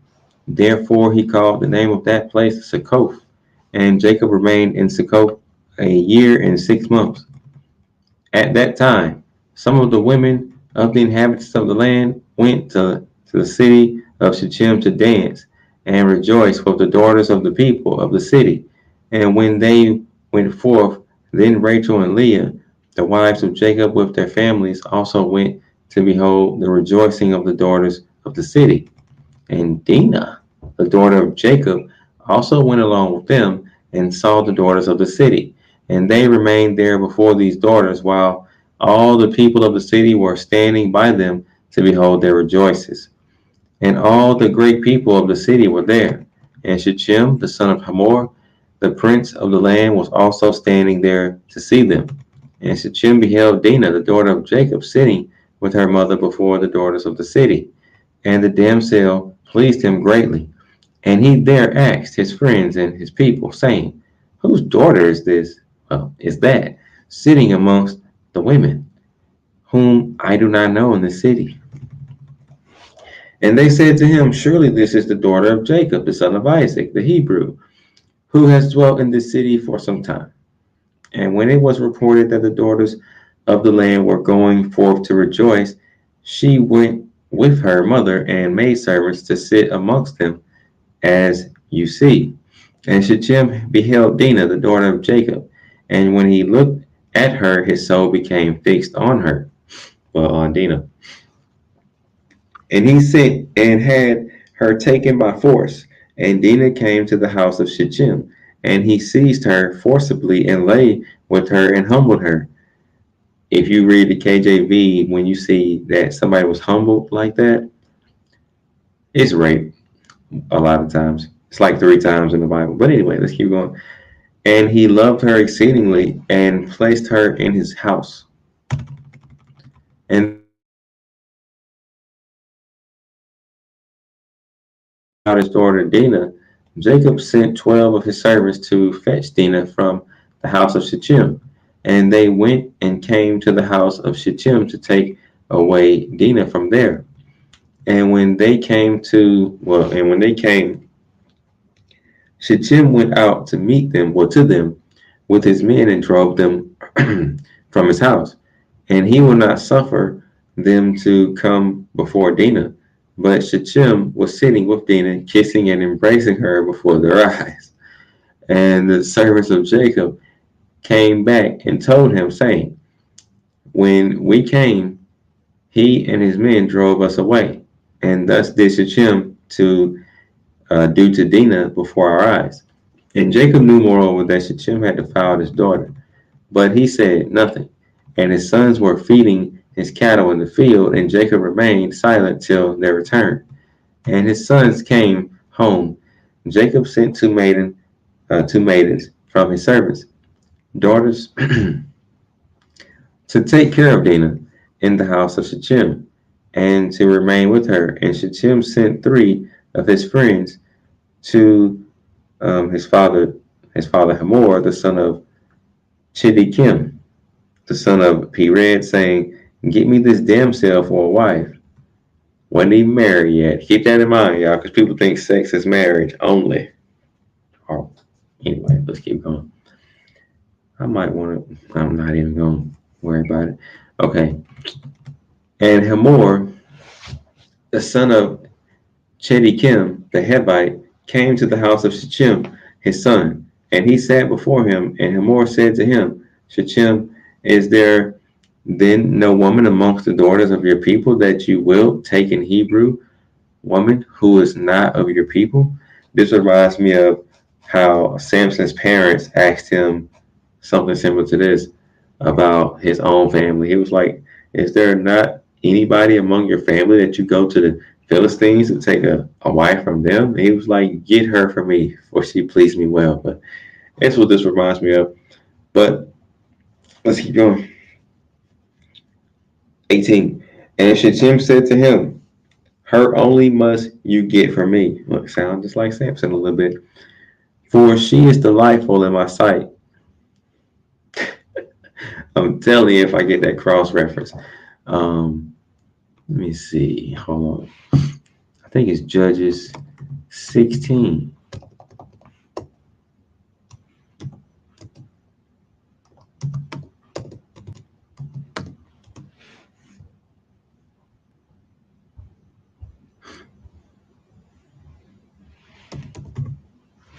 Judges.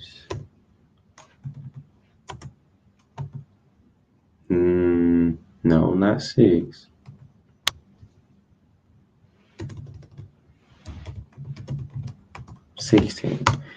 But the thing was, it did say that it was from the Most High in the book of Judges 16.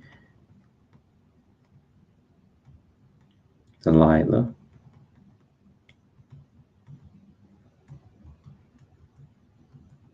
Maybe it's 14. I think it's 14. Because 16, I think that's the end. Yeah, okay, it's 14.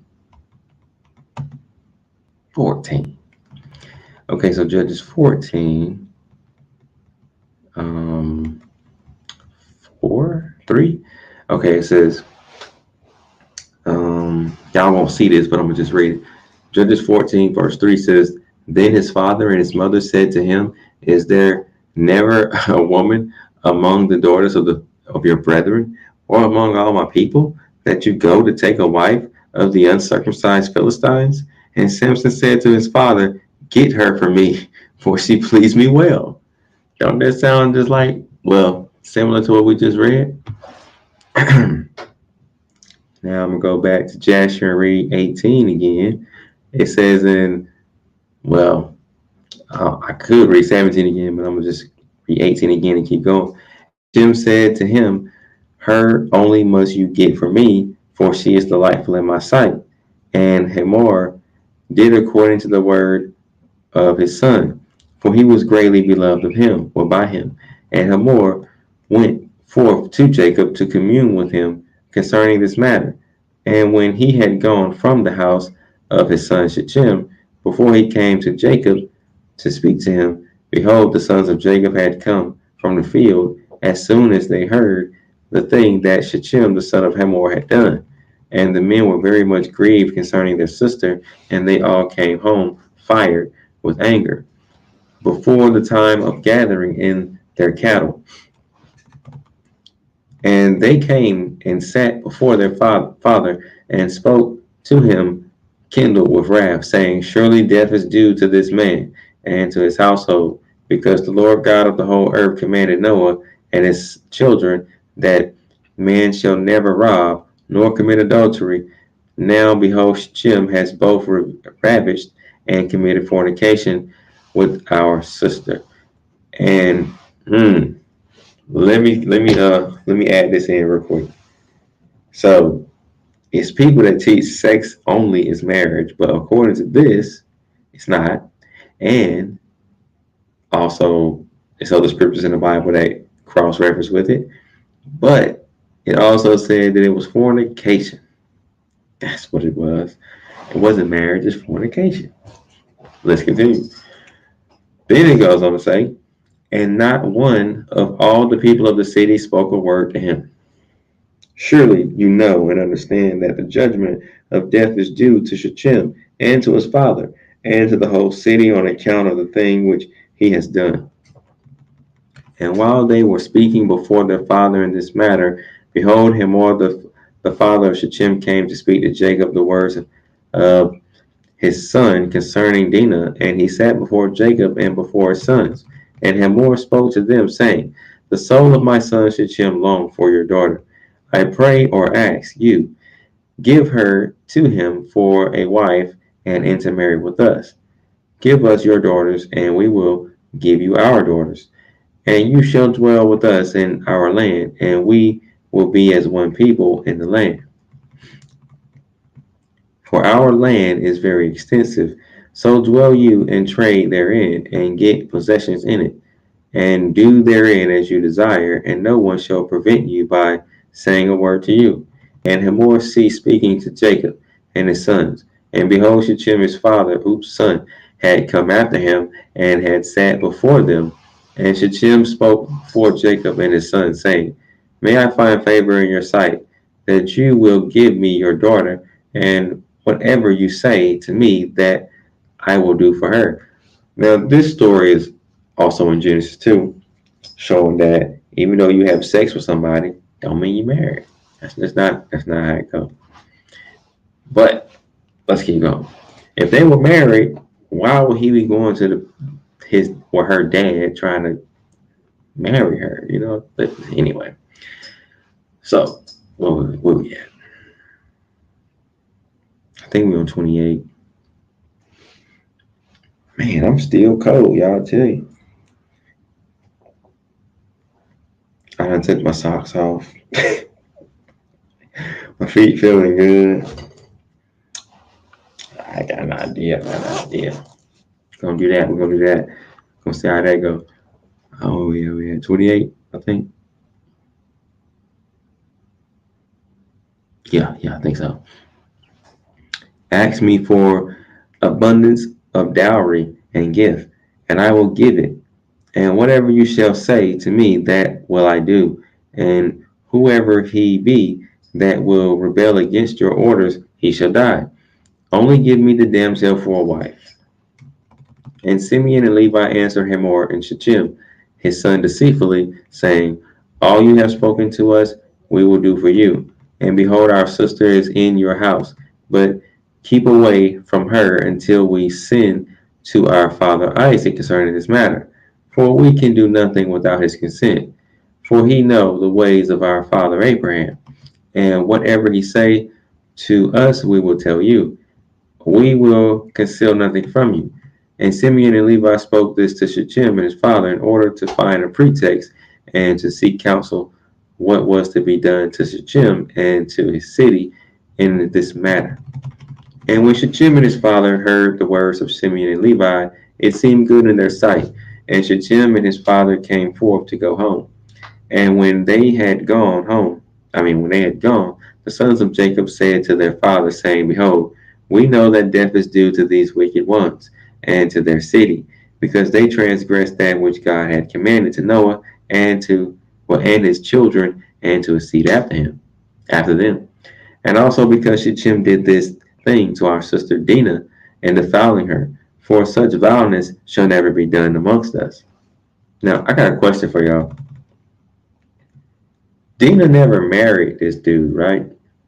If you know the story. But people these days, they are very, very picky and strict about women being virgins, right?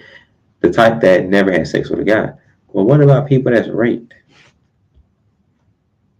They had sex with a guy, but it was by force. Dina had sex with this person by force. I gotta wipe my nose again. Hold on, y'all.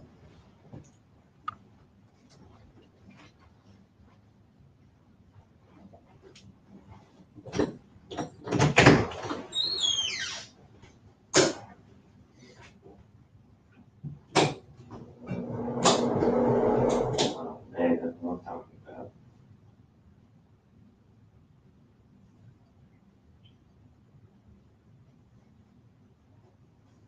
Oh, use that. I'm in here tripping, y'all. I feel good.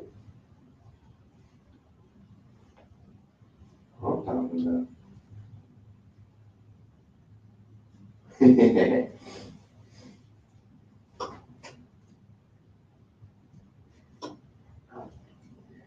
Yeah, I'm gonna use this. Mm-hmm.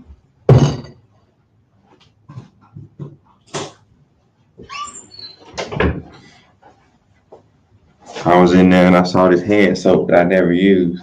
I'm gonna use that. Mm-hmm. Lemon flavored. At least it claims to be. They be lying. There's probably no lemon in here at all. Don't even say lemon in the ingredients. They be lying. False advertising right here. Anyway, big change. You know what I'm saying? Okay, here we go. Where we at? Mm-hmm. I think we're on 35.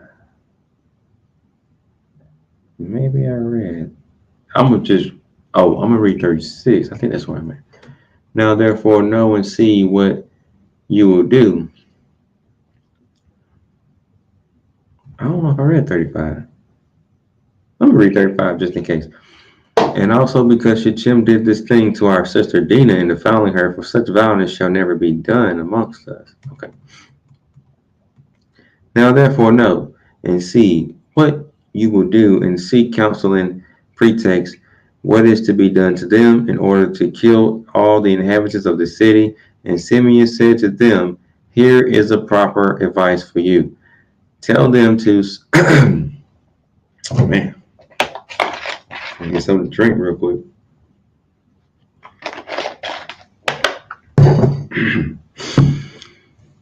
Proper advice to you.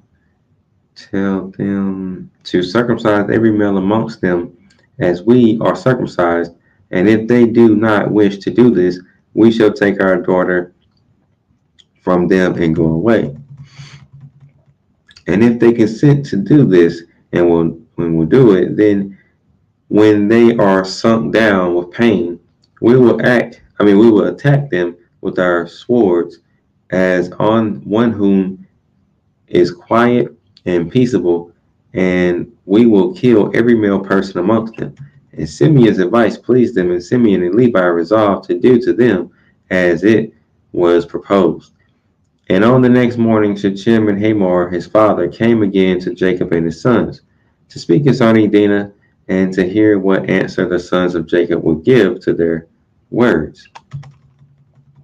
And the sons of Jacob spoke deceitfully to them, saying, we told our father Isaac all your words, and your words pleased him.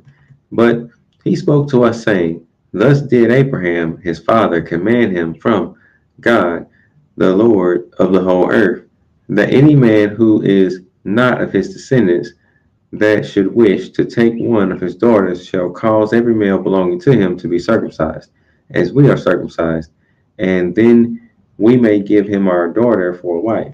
Now we have made known to you all our ways that our father spoke to us, for we cannot do this of which you spoke to us, to give our daughter to an uncircumcised man, for it is a disgrace to us.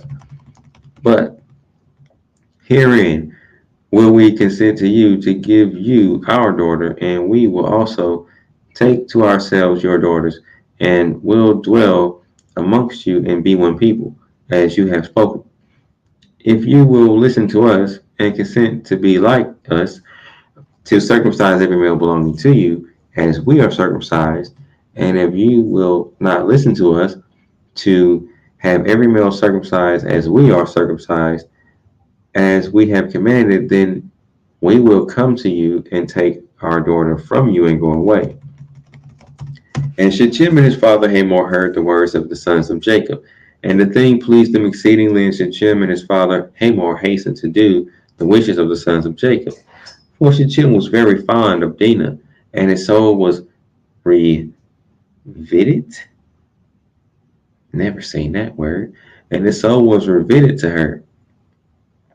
I think that's another way of saying joined. Let me look that one up. That might be a scripture to support soul ties right there. It does say join. Okay. So rivet can mean, I'm looking at the synonyms.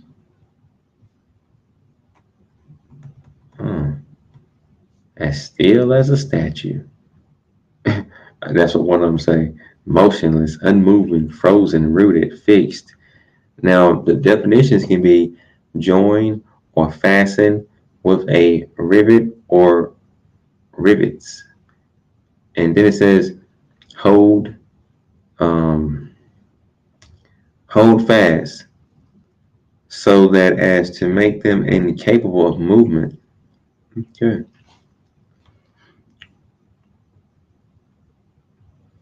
All right. Let me go back. I never thought about that though. That is a scripture to support soul ties though. That incident. Huh. Interesting. Um 47. And Shittim and his father Hamor hastened to the gate of the city, and they assembled all the men of their city and spoke to them the words of the sons of Jacob, saying, We came to these men, the sons of Jacob, and we spoke to them concerning their daughter. And these men will consent to do according to our wishes. And behold, our land is of great extent for them, and they will dwell in it and trade in it, and we shall be one people. We will take their daughters, and our daughters we will give to them for wives. But only on this condition will these men consent to do this thing, that every male amongst us be circumcised as they are circumcised, as their God commanded them.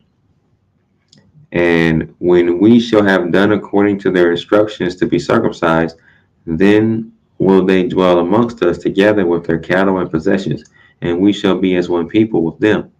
And when all the men of the city heard the words of Shechem and his father Hamor, then all the men of their city were agreeable to this proposal, and they obeyed to be circumcised, for Shechem and his father Hamor were greatly esteemed by them, being the princes of the land. And on the third day, Shechem and Hamor his father rose up early in the morning, and they assembled all the men of their city into the middle of the city, and they called for the sons of Jacob, who circumcised every male belonging to them on that day and the next. And they circumcised Shechem and Hamor his father and the 5 brothers of Shechem. And then everyone rose up and went home, for this thing was from the Lord against the city of Shechem. So interesting. In the book of Judges, it said that Samson was into, I don't know if it was Delilah. No, it was another woman from the Philistines, I think. And he was into her, and it was from the Most High too, but his parents didn't know. You can read it in Judges 14.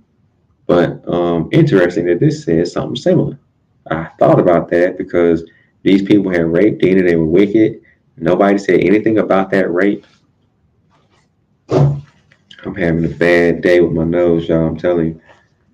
Allow me one more time to do this. Jeez, boy, I tell you. I might as well just leave this door open, you know what I'm saying?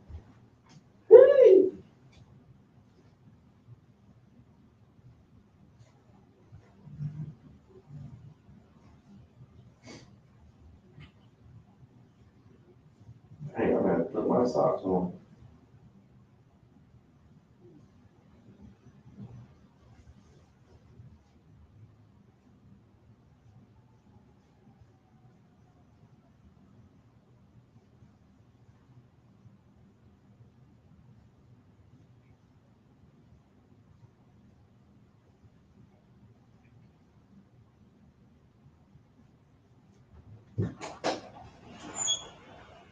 Okay, I left the door open. I think I'm gonna just put my socks back on, definitely.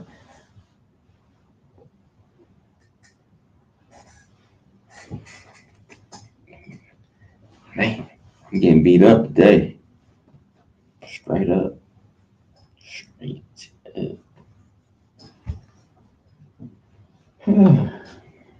So anyway, how y'all doing?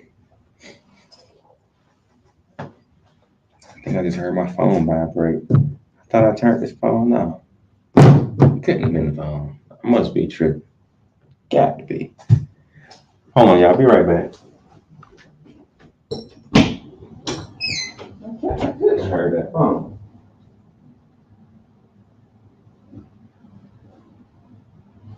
Can't be. Sound like I heard it vibrate again. No, I turned it off though. Can't be. I ain't even gonna check it. Whatever. Alright, I'm back. Should almost be finished with this one. Here the police again, or whoever.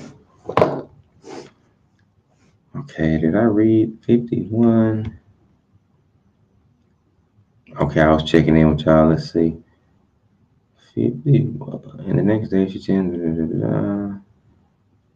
Okay, I read 51. 52. And they circumcised Shechem and Hamor, his father, and the 5 bro. I read some of that too. And then everyone rose up and went home. For this thing was from the Lord against the city of Shechem, and from the Lord was Simeon's counsel in this matter, in order that the Lord might deliver the city of Shechem into the hands of Jacob's 2 sons. Interesting.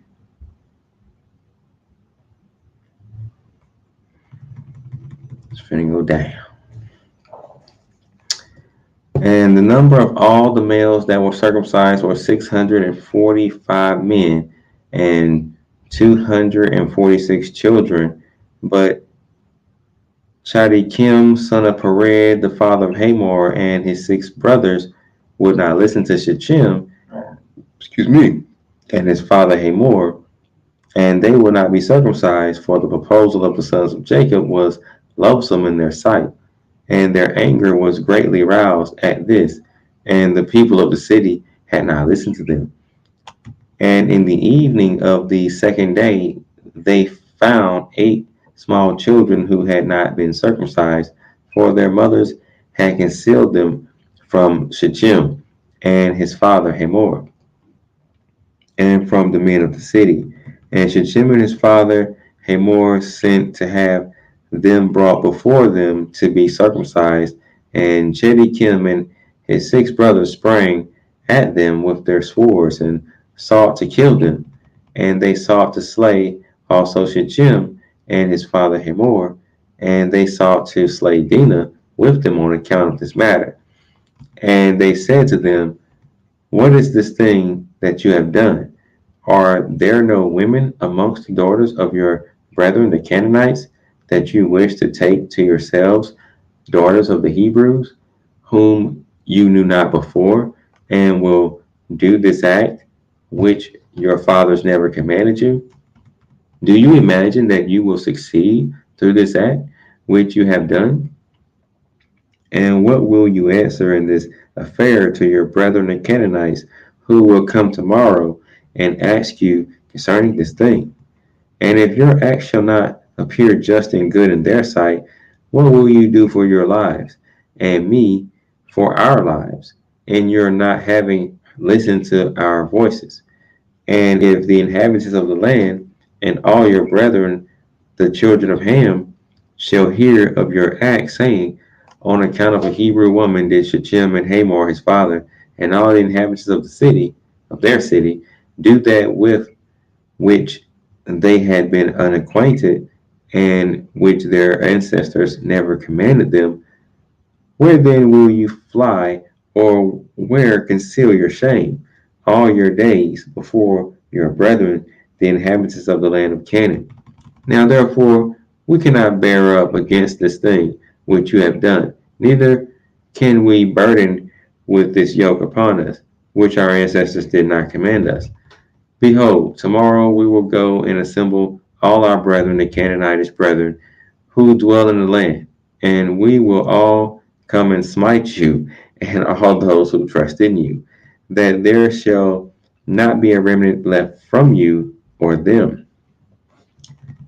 And when Hamor and his son Shechem and all the people of the city heard the words of Chedekim and his brothers, they were terribly afraid of their lives at their words, and they repented of what they had done. And Shechem and his father answered their father Chedekim and his brethren, and they said to them, all the words which you spoke to us are true. Now we do not say nor imagine in your hearts that on account of the love of the Hebrews we did this thing, that our ancestors did not command us. Man, I'm getting beat, y'all. I'm telling you. I gotta get it again. It's like I'm getting sick. I didn't want to say that. I didn't want to say it. My bad, y'all. Hold on. One.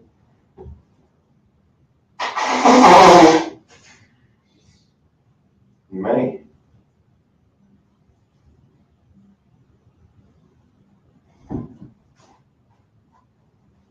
Man, oh man, I'm getting beat up tonight.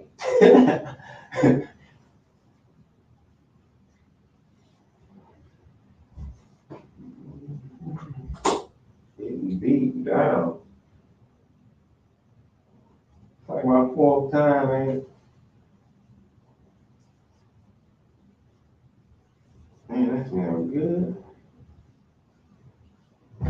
I'm gonna tell y'all one thing about this toilet paper I'm using though. It smells good. I don't mind using that.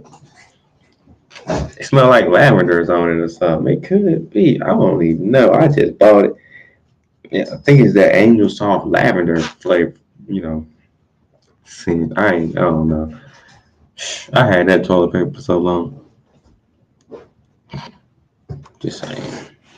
Just me in here, so I don't go through it like that. Where I leave off at?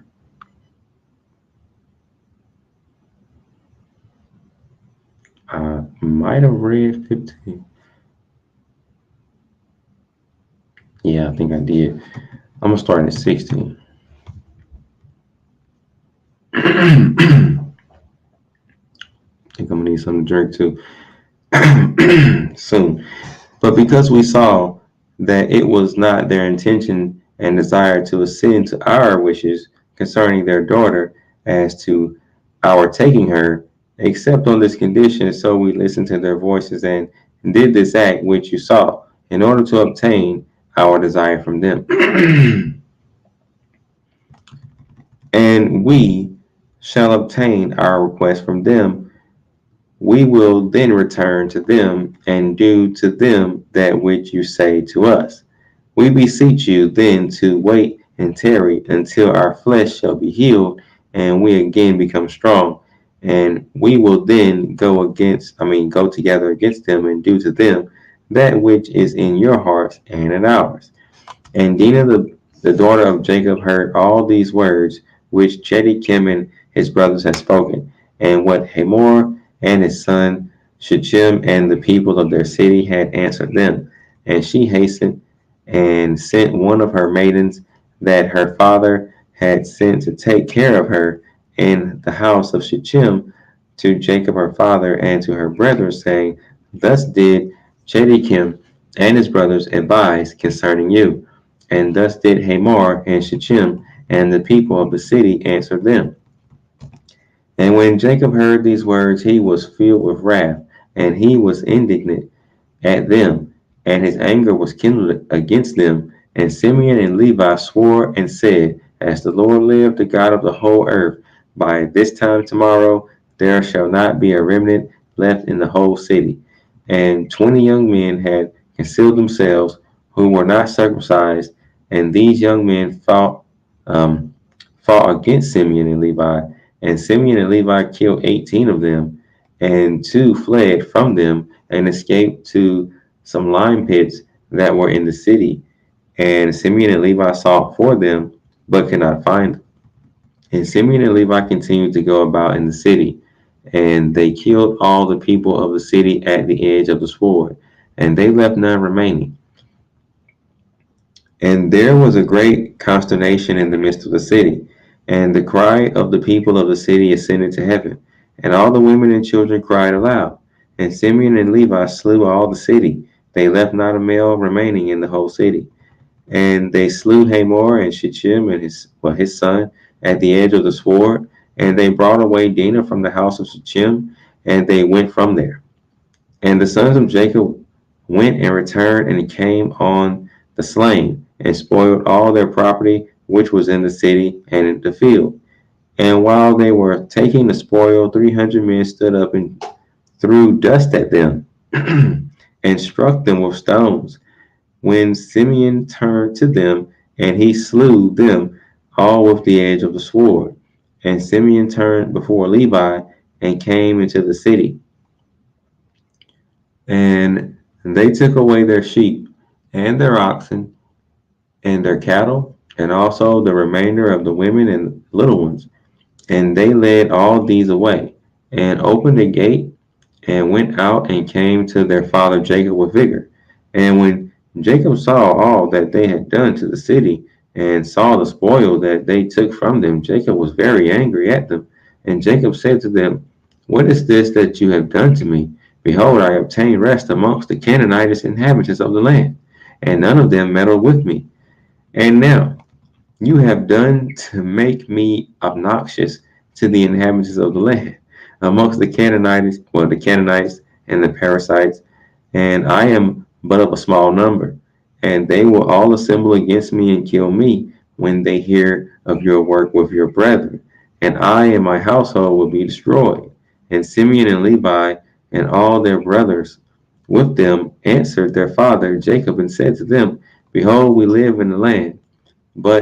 And shall Shechem do this to our sister? Why are you silent at all that Shechem has done? And shall he deal with our sister as with an harlot, or with a harlot in the streets?" If you compare the scriptures, by the way, those are the only people that I know of that you can have sex with and not be married to. Well, I take that back.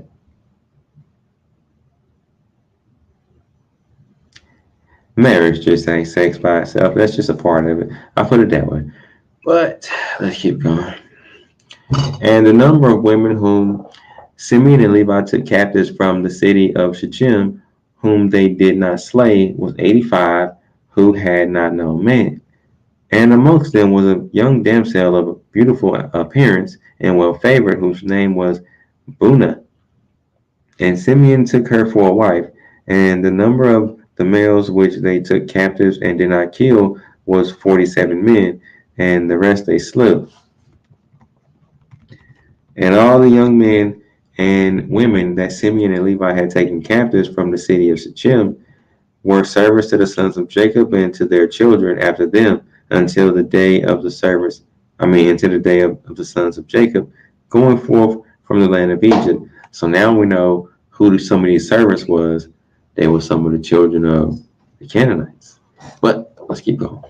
And when Simeon and Levi had gone forth from the city, the two young men that were left, who had concealed themselves in the city and did not die amongst the people of the city, rose up, and these young men went into the city and walked about in it, and found the city desolate without man, and only women weeping. And these young men cried out and said, "Behold, this is the evil which the sons of Jacob the Hebrew did to the city, and their having this day destroyed one of the Canaanite cities, and were not afraid of their lives at all of the land of Canaan." And these men left the city and went to the city of Tapnach, and they came there and told the inhabitants of Tapnach all that had befallen them, and all that the sons of Jacob had done to the city of Shechem. And the information reached Joshua, king of Tapnach, and he sent men to the city of Shechem to see those young men. For the king did not believe them in this account, saying, "How could two men lay waste such a large town as Shechem?" And the messengers of Joshua came back and told him, saying, "We came to the city, and it is destroyed. There is not a man there, only weeping women. Neither is any flock or cattle there, for all that was in the city the sons of Jacob took away." And Joshua wondered at this, saying, "How could two men do this thing, to destroy so large a city, and not one man able to stand against them?" For the like has not been from the days of Nimrod, and not even from the remotest time has the like taken place. And Joshua sounds like a miracle from God. But let's keep going. And Joshua, king of Tapnash, said to his people, "Be courageous, and we will go and fight against these Hebrews and do to them as they did to the city. And when there is no wind, my bad. And we will avenge the cause of the people of the city."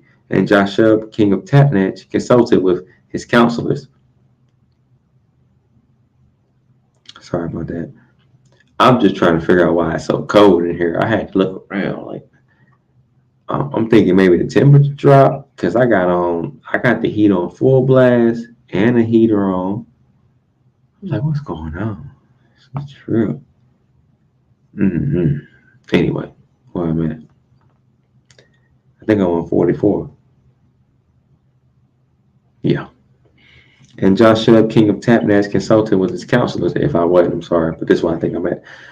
Consulted with his counselors about this matter, and his advisors said to him alone, "You will not prevail over the Hebrews, for they must be powerful to do this work to the whole city.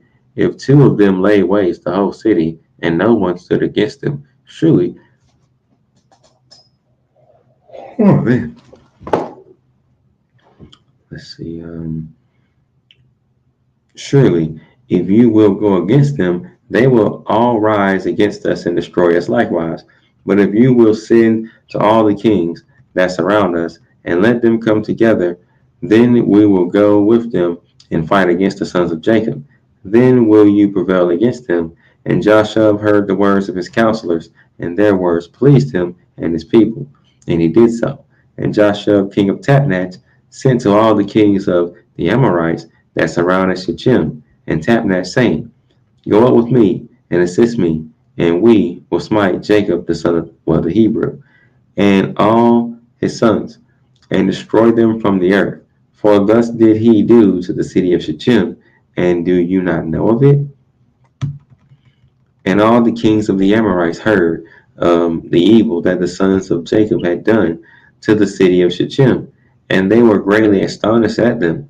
And the 7 kings of the Amorites assembled with all their armies, about 10,000 men with drawn swords, and they came to fight against the sons of Jacob. And Jacob heard that the kings of the Amorites had assembled to fight against his sons. And Jacob was greatly afraid, and it distressed him. And Jacob exclaimed against Simeon and Levi, saying, "What is this act that you did?